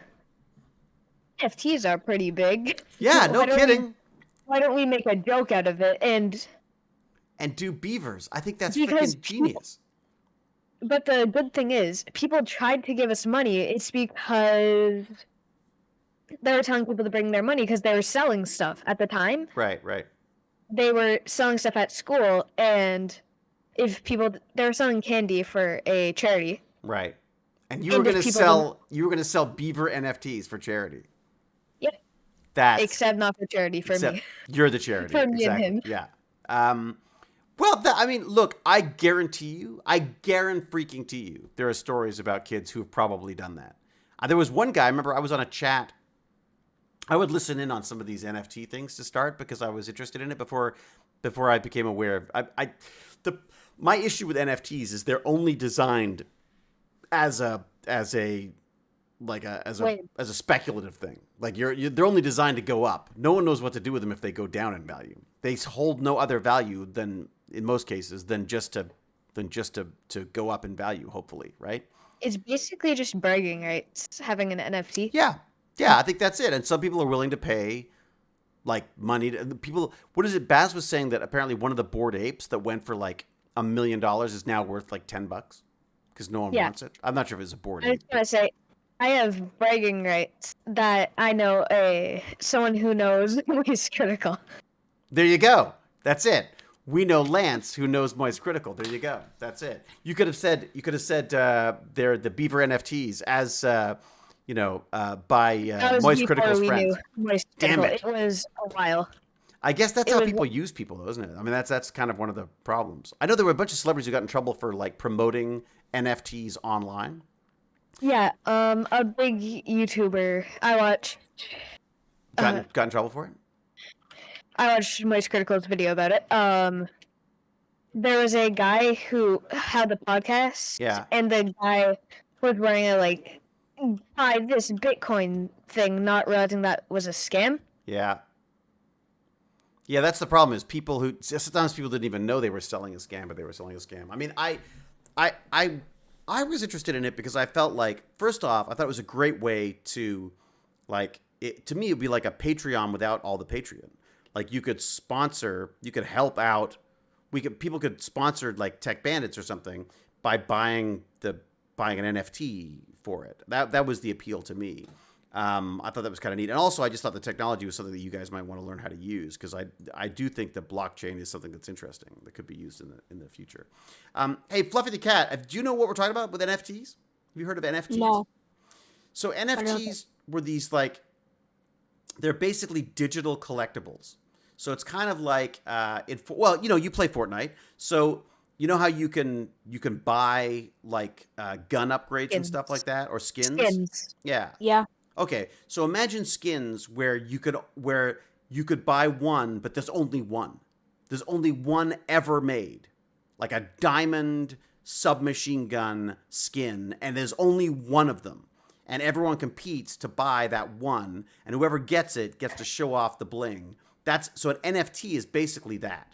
It's like where there's only one of these things, and they could be subtle variations of them, but you would have the only one that was called number one with a bullet diamond submachine gun. That's basically what an NFT is. And And people would spend a lot of money on it. And people my age were all like, what a waste of money buying a JPEG for nothing. But the reality is, They're right. but you guys get it because you understand that does have value, right? It's worth, I mean. I don't think it has value, though. You don't? Have you bought anything in game? Have you bought anything in game? Yeah, I bought stuff in game, but having the one and only thing, that's just gonna cause big problems, like with the Roblox. Okay, but even if it's not the one and only, I mean, the idea that you're buying a digital asset, you're buying something that is, it's just a digital file, right? I mean, and you've spent money on it. I've done it. I'm not accusing anybody of doing it. I don't think it's the wrong thing to do. I think there is value to digital assets. Absolutely. Some people are going to think that fingerboards are a waste of money, but you know that you can collect them and sell them and, you know, all that kind of stuff. So it's, does that make sense, Fluffy the cat? Yeah. Yeah. So I think the reality is that part of the value of these things is that kids understand it better than the grown-ups do, because the grown-ups don't understand the value of digital stuff, right? I'm like when I buy video games, I want Baz to buy the actual game because I want to be able to sell that game again when he's bored of it in 10 minutes, right? If you buy a digital one, how the hell do I get rid of it? Like I can't. Can you sell a digital version of a game? You can't really, can you? This is going back to a tech fence I had a while ago. We were talking about digitally selling games, like making a platform, and you can just put up the game and say, like, I don't want this anymore, sell. And then the people who made the game get like 2% of the money. I think that's really smart. I think that's a brilliant idea because I would use that in a second. You go like, great. But then you would have to team up with Steam and all the people that want it. That's the issue. But then, or come up with a system that allows them. Or come up with a system that allows them to sell it. Yeah, I'm going into a full-on marketing brand. If you sell it to Epic Games, they would pay that for a lot of money because it's something that Steam doesn't have and is wanted. So, but what's to stop Epic Games from just building it themselves? Because they've got all the expertise, right? They haven't had the idea. Like, if somebody from Epic Games is watching, then yeah, definitely, please do that. But give me all the money. Here's the problem that I've discovered in my many, many years is that ideas are amazing. Like oh my God, if you can come up with ideas, you are so set. The problem is that they're not worth anything until they're actually something that exists, if that makes sense. Because you'll find that a lot of people have great ideas, but only a very, very few people can actually figure out how to make those things a reality. Like if you created like a demo of how you could do that, then you have some value going into EA or whatever and saying like, guys, look, this is how it would work. And they go, oh my God, that's great. You've already been working on it. We were talking about doing that ourselves. Perfect. We'll buy your company.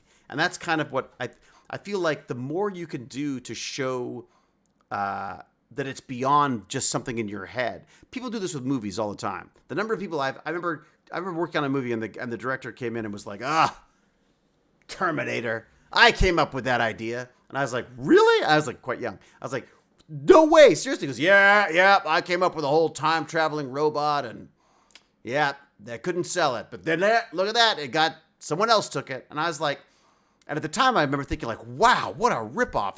This guy got ripped off for Terminator. The reality is he didn't write Terminator. He didn't pitch anyone on Terminator. He just had an idea in his head. But unless you turn that into a script or you turn that into even just a pitch. If you put the idea to paper, then... Yeah, exactly. And also, the other thing is that ideas don't have to be original. Like, you can do your own version of something else, as long as it's your own version of it, right? You know what I mean? Like, one of these things that came up in this book that I'm reading about the China business is that they started off, a lot of their businesses were just rip-offs of Silicon Valley American stuff, right? Or companies from around the world. They just went like, they literally like ripped off Google and Groupon and all these kind of things. But their whole approach to it was like, how do we take something, make it our own, and make it work in our country in a way that it doesn't work in other countries. And then just iterating. You just get better and better and better at doing at doing whatever it is that other people are doing. Until you're better at doing it, you can do it cheaper, or you can do it better, or whatever, or you come up with a different angle on the same thing. But yeah, you could create like a little market for selling digital games. Like, okay, let me give you an example. Steam. All right, so Steam. So you've downloaded a game in Steam. Is there a way? How can you think? Is there a way? Do you think that you could sell your game to someone else on Steam? Is there a way that they could? Would they have to access your account? Would they have to how would they? If you wanted to give someone your game, do you have to give them access to your account? Yes. Really? That sucks. You couldn't, but like on something like Fortnite, people sell their games though, don't they, on Fortnite? Yeah, they sell their accounts, their full accounts. But then, so how do they do that? They just sell They just sell you the password and the username, and they change the email to whoever won the bid or whatever, right? Yeah. Again, a digital asset. That's something that's completely digital, but that people think there is value for. How much can you sell a Fortnite account for, would you say? I mean, I've seen people trying to sell it for like 300, 1,000. $1,000. Wow. Where would you even buy that? Like on eBay? Probably on eBay. That's where all the eBay. What would it be called? Fortnite accounts. Here we go. Fortnite accounts for sale on eBay. Oh my God, you really can. Oh, it's like Fortnite accounts OG for sale. These are OG, guys. Original. So it's basically $500. $500. Fluffy the Cat, would you spend $500 on a Fortnite account if you had $500? Probably. I'll Really? sell even more. I'll sell it for even more than that. No way. Seriously? investing. Well, what? Okay, but what is so valuable? This one says it's a stacked Black Knight account. Is that? Yes. If it was Black Knight, then definitely I could sell it for thousands of dollars. What?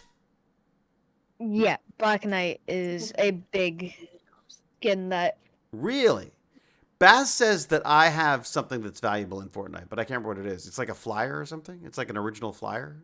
Glider. Is it glider? Is that right? It's called the glider. The glider. Apparently, he says that I've got the original glider, and that's worth something. Apparently. I also have it. So. Yeah. You have a Mako glider? That's all right? The Mako glider? Yeah, I got the Mako glider. Really? Yeah. Is that good? Yes, it's rare and not that much people have it. You can sell it for a lot of money. You want it? Sure. How do I? But it's okay. So how would I get it to you? That's the problem, right? How do you do I have to give you the entire account to do that? Pretty much. Really? So you'd have to give up so I can't just give away that one item. I have to give away the entire account? Yes. Yeah. Oh, that sucks. I see.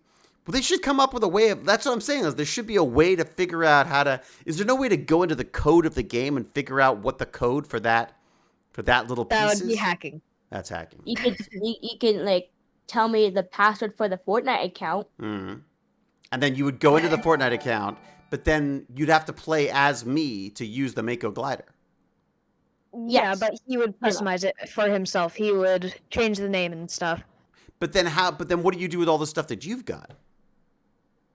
That's It's gone. He has something more expensive. But but surely you've racked up your own skins and stuff as well, though, haven't you? Yeah, have you got don't you have your own skins and stuff? Aren't there stuff that you've would you want to give up your account?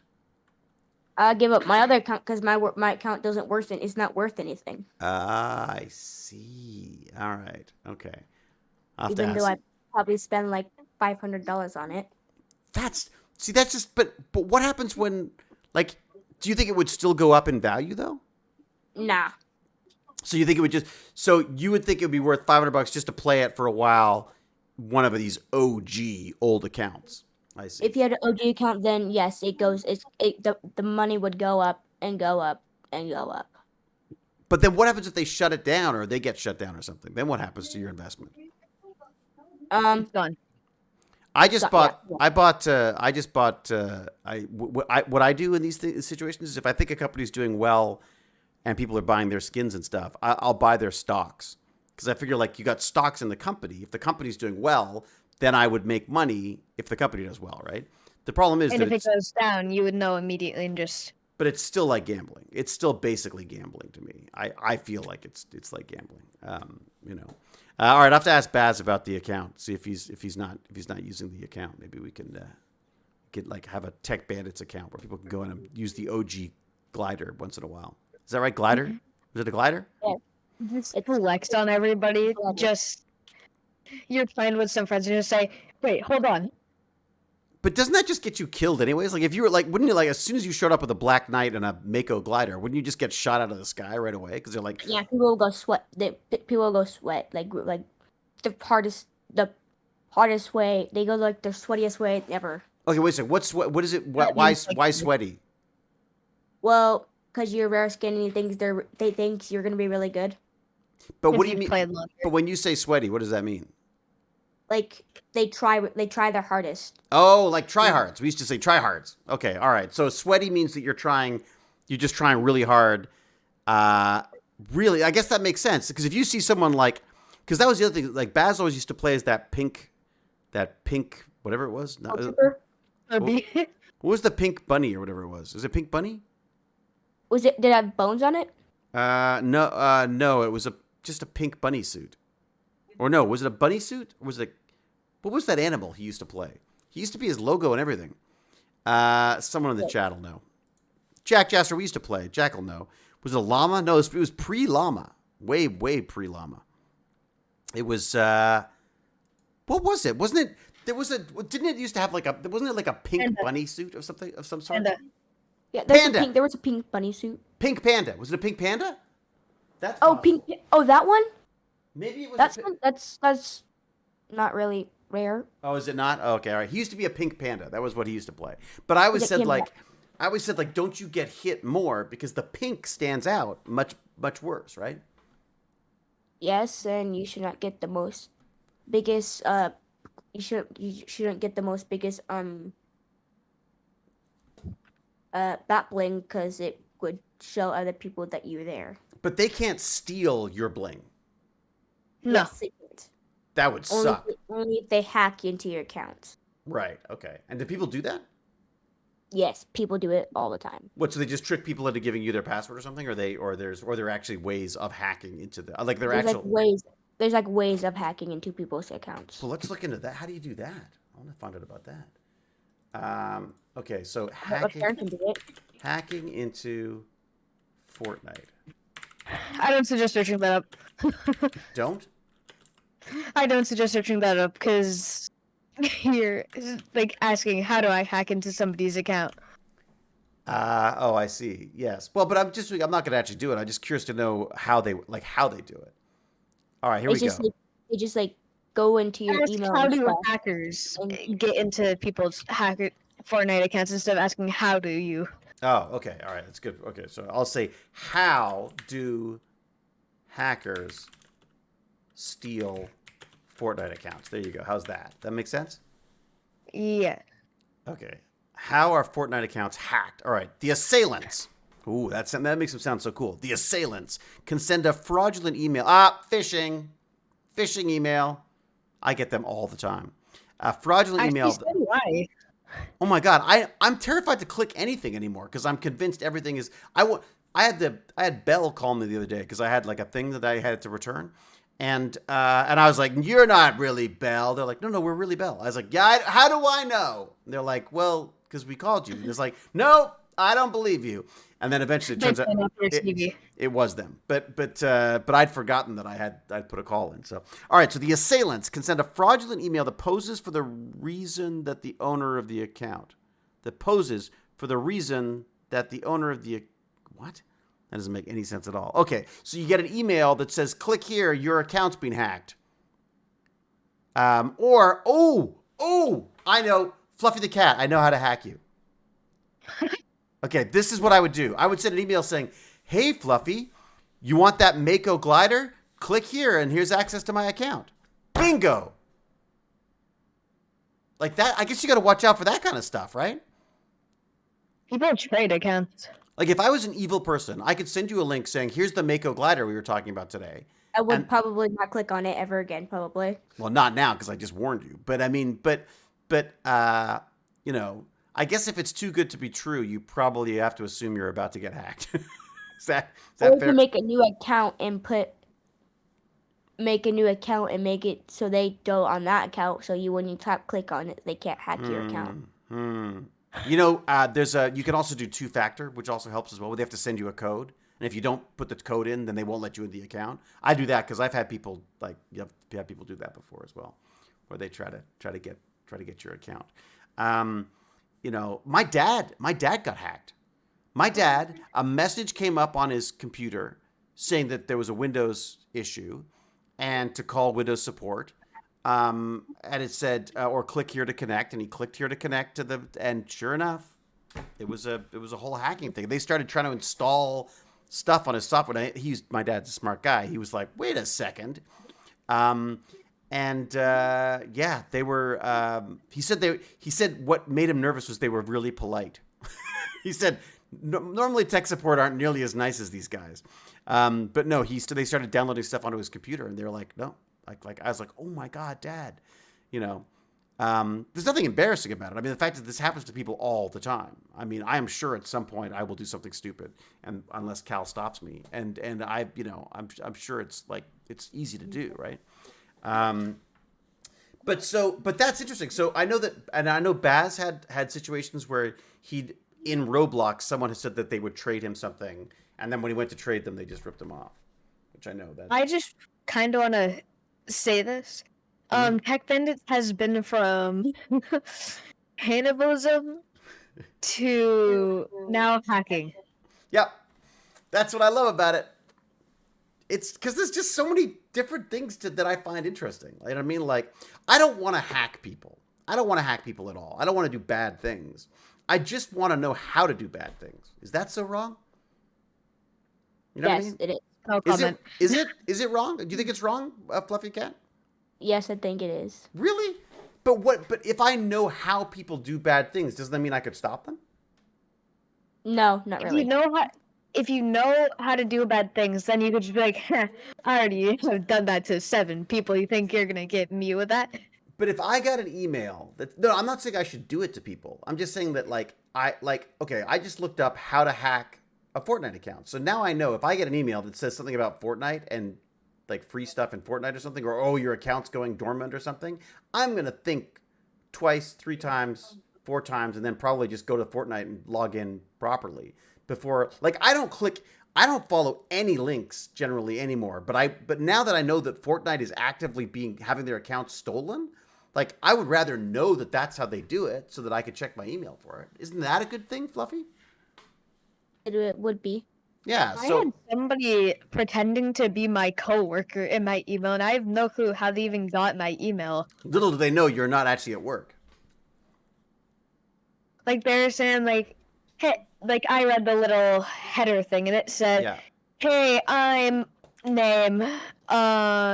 Did you hear about the bonus that they're giving? Yeah, click here. See more.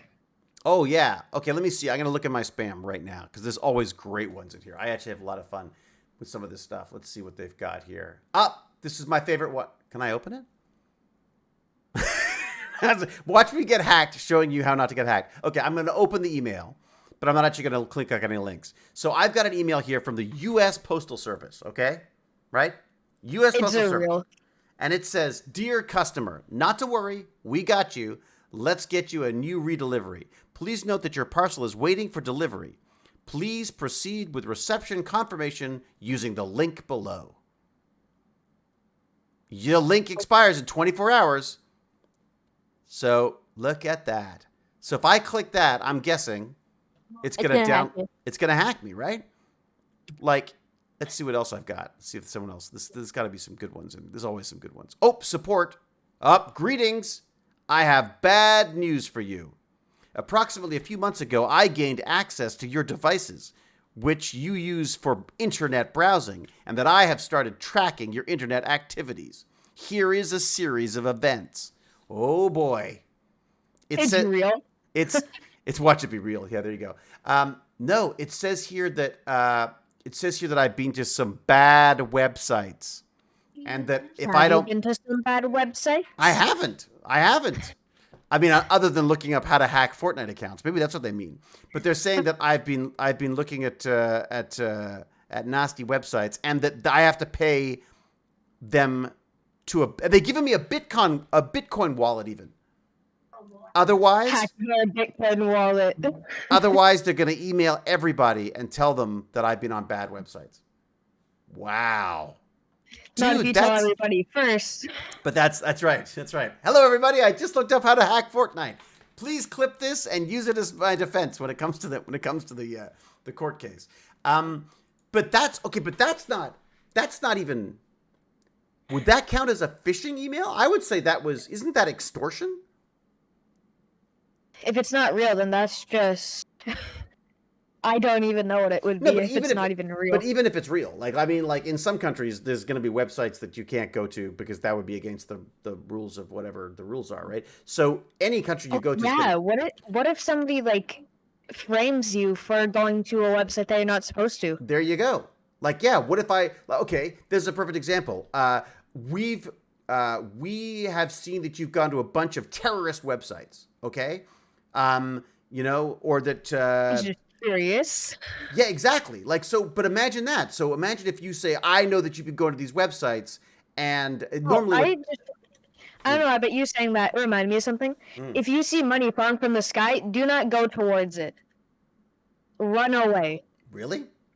Yeah. That feels counterintuitive to me. Apparently, a lot of terrorism groups do that to lure a lot of people to one area. So you throw money in the air to lure people in, and then what? Then you kill them? You explode stuff if you're doing terrorism. So don't go to money falling from the sky. Sucks. I will. Wow. You will? Yeah. You gonna go anyways? You gonna go towards? You'd rather have the money than all of your body parts. That feels like a poor choice, Fluffy the cat. A very poor choice. Money's money. It's funny. I thought it was gonna be something about because 9 out of 10 times when there's money floating down from the sky, it's because there's been an explosion at a bank and you're about to, I don't know. I thought it was gonna be some kind of money from the sky is something is doomed to fall with it. Ooh, doom is sure to fall with it. Very nice. I'm Fridolin is being very profound on our chat. You know what? I should wrap up because first off, I'm tired. Secondly, I have to go to a birthday party. Guess whose birthday it is? Yours. It's Cal. Cal's birthday. That's where I'm going. Happy birthday, Cal. I haven't done that for a long time. She hates that. That and apparently animated GIFs. So any animated GIFs you've got, she loves that too. No, I'm going to a birthday party. It's actually Bag of Chips' birthday. And I've been invited to eat carbs with them. We're going to go and eat, I think, pasta and stuff. So it should be kind of fun. All right. Actually, now you're saying that, I have no clue what I'm having for dinner. Right now it's 6 o'clock. Yeah, wait a second. Why haven't you had dinner yet? Normally you've had dinner by now. I think it might just be Fend for Yourself night. Fend for yourself. So what do you do on Fend for Yourself night? Baz would order pizza, or he makes gnocchi. It's basically you just make whatever you can in the house, and that for me is going to be grilled cheese because grilled cheese is amazing. Grilled cheese is the best. That or peanut butter and jam, I gotta say. That peanut butter and jam is my favorite thing. Or peanut butter and honey, or peanut butter and Marmite, or peanut butter and bacon, or peanut butter and banana, or peanut butter and anything really, or just peanut butter. Sometimes I just eat peanut butter. Out of the jar. Out of the jar, yeah. But you have to wash the spoon in between, otherwise people get grossed out. Just so you know. Put it on a butter knife so everybody just thinks, oh, somebody just had a lot of peanut butter. Exactly. Okay. Vibe Pup, are you gonna stream? Do you want me to raid? No, I'm quite tired today. Okay. I'm afraid Vibe Pup is quite tired today and will not be streaming. All right. Well, then I'm gonna wrap up because I've got to get out of here. I got things to do. I got things to go. I might stream tomorrow. I'm having a ton of fun in multiplayer now that I'm not getting angry every single time that I die, though. Although probably for the viewers, it's probably much more fun to watch you get mad.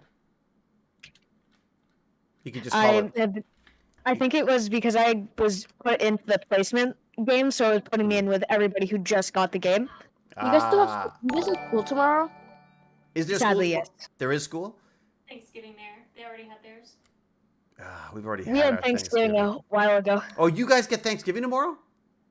No, we had it a while ago. So. Oh, I know we did. Because we're Oh, Canadian. I didn't. I thought you were talking In to 2 me. days? You got Fluffy the cat. You got 2 days off now. 3 days. 3 days. I'm kind of jealous. But it's like 3 days. Well, That takes you the weekend, doesn't it? Wednesday, Thursday, Friday, and then you got a weekend. That's like 5 days. It is 5 days. What are you gonna do? You're gonna I don't know. hack Fortnite accounts, aren't you? You're gonna start sending out phishing emails. Dear David. No, I'm not doing homework. You're not doing your homework? Yeah. What do you got? What kind of homework you got? Math. You're joking? No, no math. Reading. What reading? Books. What books? It's like pulling blood from a stone. What books you got? Anything good? Harry Potter.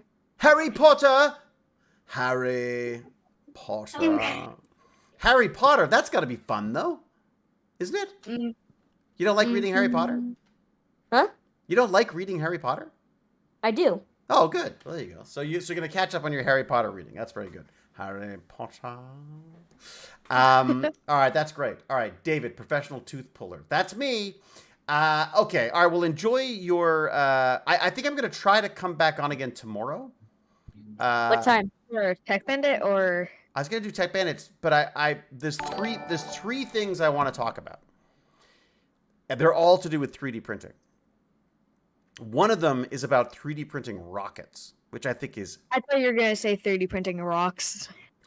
That's the worst use of 3D print. There you go. 3D printing rocks. Perfect. Although they kind of do, because they can do buildings as well. So I wanted to talk about 3D printing rockets, 3D printing buildings, and 3D printing cells. Like literally they can now print a human cell. And in fact, they can put these human cells wherever they want. They can literally make little humans on chips and things now. Now So we're you reading can now online book. teleport people? Whoa. I got both of you at the same time. Go, Fluffy, go first. Right now we're reading on one book. You're reading the first of the books? Yeah, we're reading these books, and there's 3D printing organs and stuff. Yeah, that's it. That's what these... So there's a company that is... So the idea is that they can 3D print these cells, and it's not just one cell, right? So they can print one cell of one type, one cell of another type, and they can literally build an organ out of cells and have it grow and live and all that kind of stuff. Or they can even just like print like cartilage and stuff like that. So like for old guys like me who've worn out their knees from falling down, being shot at by wraiths and stuff, your knees get bad. You can have the cartilage replaced with cartilage that they've 3D printed, which is kind of cool. So I want to talk about that as well. But you're already way ahead of me, Fluffy the cat. Wouldn't that be cool though? Like imagine I would 3D print a steak. Yes. We can go back to cannibalism now, right? Yes. Yeah. That's how Fluffy the cat. That's how we started talking about because we said like, what happens when you can create meat in a lab, and these bioprinters could do that potentially. If you could print any meat you want, you could print like a human steak and eat a human steak. Yummy. Wouldn't that be weird? Yes, it would be very weird. I'm not sure I would do it, but James R. Gurney talked about it, and he was the one who came up with it originally, so you can blame him for that. But what about, here's the other one that I thought of. Imagine eating like a Tyrannosaurus Rex steak. How cool would that be? That would be very disgusting. What? You think so? Don't they look Okay, like... what would that taste They like? look like big, delicious... They'd probably be like chicken, wouldn't it? Aren't they all related to birds somehow? Wouldn't it be like a giant turkey? You know? See, James R. Gurney 100% would eat. But he's probably talking about humans still. Buddy of mine does lungs on a chip work. Very cool. Yeah, that's what they do. Yeah, that's James R. Gurney. James R. Gurney's the guy to talk to about this stuff because he knows all about it. But I just wanted to touch on it because I thought it was an interesting thing to discuss, and we'll talk about it tomorrow. But so what time? Probably like 2:30 again. 2:30 again, probably. Yeah. Go. I was about to say something that would probably sound very weird in if it's just Everything clipped you without say sounds context. weird, Vibe Pup. If it was just clipped without context, it would probably sound like I was cannibal. I'm I sure was someone gonna- will clip it. Yeah. I was Right? gonna Get ready say. to clip this. Clip this now. I was gonna say. That would be very great for cannibals to just dip their toes and see if they want to go in with it. Ah, so you can dip your toes into cannibalism by having them just like create like a little toe, and then you could just. So they just create like steak, Blah! and then I can't get my head around it. Even though I know that technically there'd be nothing wrong with it, I can't get my head around the idea of eating. just human. close your eyes and pretend you're eating a great juicy steak. But what if it tastes really good? Then you turn into a zombie and you're eating people. Then what? Well, that's now your life. You Do you are think a people- zombie. Actually, that's interesting. Like, I I guess just thought of the best TV show idea. there's What? there's like I know there's some horror sci-fi stuff where there's people who like part of the population starts eating humans and stuff, and you know. But I just want apparently to say it's- this: Yeah, go. cannibal zombie TV show. I feel like it would be the A worst. zombie that eats other zombies. Isn't that what? Didn't iZombie do that? Wasn't there? I don't know. I feel like there was a show that did that. Keep working on it. Remember, the ideas are useless until you write a script. Need a script now. All right. All right. Fluffy the cat. Check out those 3D printable finger decks and tell me if you think they're actually worth doing or not. Check them out. Let me know. You'll be my eyes and ears on that. Vibe Pup, Call of Duty. I'll see you later. Enjoy. Everybody, thank you very, very much. Lots of like first-time chats and subscriptions and follows, and very, very much appreciated from everybody. So hopefully we'll see you tomorrow, probably around the same time, around 2:30, something like that is the goal. And we'll talk about some crazy 3D printing and probably cannibalism again, because that seems to be where we go every time now. We need to get that like as an episode. Do we just call it like we just could be like Cannibal Bandits. That's all we ever talk about now. So that's basically all we do. All It's right. a fun subject though if it's not eating humans, It's because fun as long as we're not actually eating humans. I think it brings up a lot of like dilemmas. Like, is it still eating humans if it's made in a lab? yeah. I mean, look. I mean, like that's like people eating meat if they're vegan. But if it's grown in a lab, is the problem that they don't want to eat meat, or is the problem that they don't want to eat meat that's being raised and killed and all that stuff? Because I mean, the reality is we suck. Like we don't look after our animals well. We don't. We overfish. We have too many. We eat too much meat. All that kind of stuff. Like it'd be great if we could just get rid of all that. That's part of this AI. That's part of the AI automation thing, right? If you got robots looking after that stuff for you. Fluffy the cat, do you eat meat? Yes. What's your favorite meat? I don't know. You don't have like hot dogs, Burgers. burgers. Yeah, me too.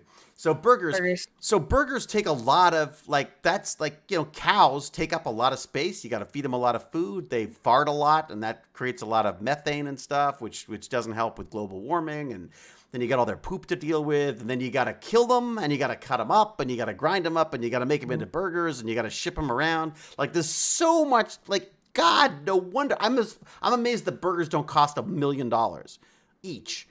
Have you ever tried a Beyond Meat burger, Fluffy the cat? Yeah, you eat fake burger, you just didn't know. I give you fake meat all the time. What? And he doesn't even know? He has no idea. No. But that's great though. That's a testament to fake meat right there. I actually now I'm now at a point. So mad right now. Oh my god, I'm sorry. I'm now at a point. You've lied to me. So Fluffy, I've got to a point where I go to A&W and I prefer to eat the fake burger now because I think it tastes better than all that ground up cow. But I'm not vegetarian because I still like meat. The meat that my parent gave me was not that good. She has lied to you. No, I didn't like it. You have fed on a meal of lies. Oh yeah, sorry, I was talking out loud. You were talking Krillin. about burgers.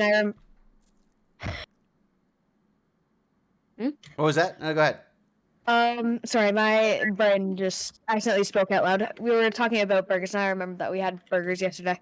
Burgers. I could live on Yeah, burgers right? and pizza. You know? Yeah, do you like that burger that I give you? Do you like it? Is it burger that you gave me? Yeah, With the the burger I hamburger? normally gave you, that normal hamburger. This do is you we like? we've sparked an What? entire debate about fake meat. burger? I'm just Well- asking We if have started an argument. You gotta do so. What Baz and I did was we If ordered one meat burger and one Beyond Meat burger, and we cut them in half, it and we is- each had if half you of cook each, it, it tastes delicious. and we preferred the Beyond Meat burger. There you go. That's all I'm saying. I'm not saying it's the only way to go. I'm just saying that for me, I found it was maybe it's because it was just different for a change. All right, I can get out of here. Thank you, everyone. Be safe, be kind, be brilliant, be hungry, and cheerio, and huzzah! And we'll see you tomorrow. Go check out Gimpy G. Go check out Gimpy G's GoFundMe. That'd be amazing if you could. Everyone wish Cal happy birthday because obviously it's her birthday today. And if you see Bag of Chips out on the Discord, go wish them happy birthday too because it's also Bag of Chips' birthday. Weirdly, Cal and Bag of Chips share the same day of birthdays. There you go. we're still at school. All right. So Fluffy the Cat, we might see you tomorrow then. We might hear you tomorrow. What is it? If you're around. If you haven't been hacked. And run off to Sorry, get real burgers. there's a lockdown at his school, so we just got distracted. Oh, okay. Oh, very good. Very good. There's a lockdown at the school now? Yeah, Oy. an incident of violence in the neighborhood. Ugh. Oh, I'm sorry. That sucks. But it's after school, isn't it? Yeah. No, it's not. Is it not after school right now? No, he was sick today. Oh. What you sick with, Fluffy the Cat? Oh, feel sick. He was sick of school. Ah, I know that feeling. I know that one very well. So you know what we used to call them? Mental health days. We used to call them mental health days. Baz would go, you know what? I can't do it. And I was like, all right, mental health day. I mean, not all the time, but sometimes. All right, I'm out of here. I'm gone. All right, goodbye, everyone. Thanks very much. Cheerio, arrivederci, and all that stuff. And football. I gotta go check out World Cup stuff, scores as well while I'm at it. All right. Need to put this in before I leave. Don't do cannibalism. That's good. Don't to do know. it. Everyone, that's it. Please don't eat humans. And we're out of here. All right. Bye, everyone. Cheers.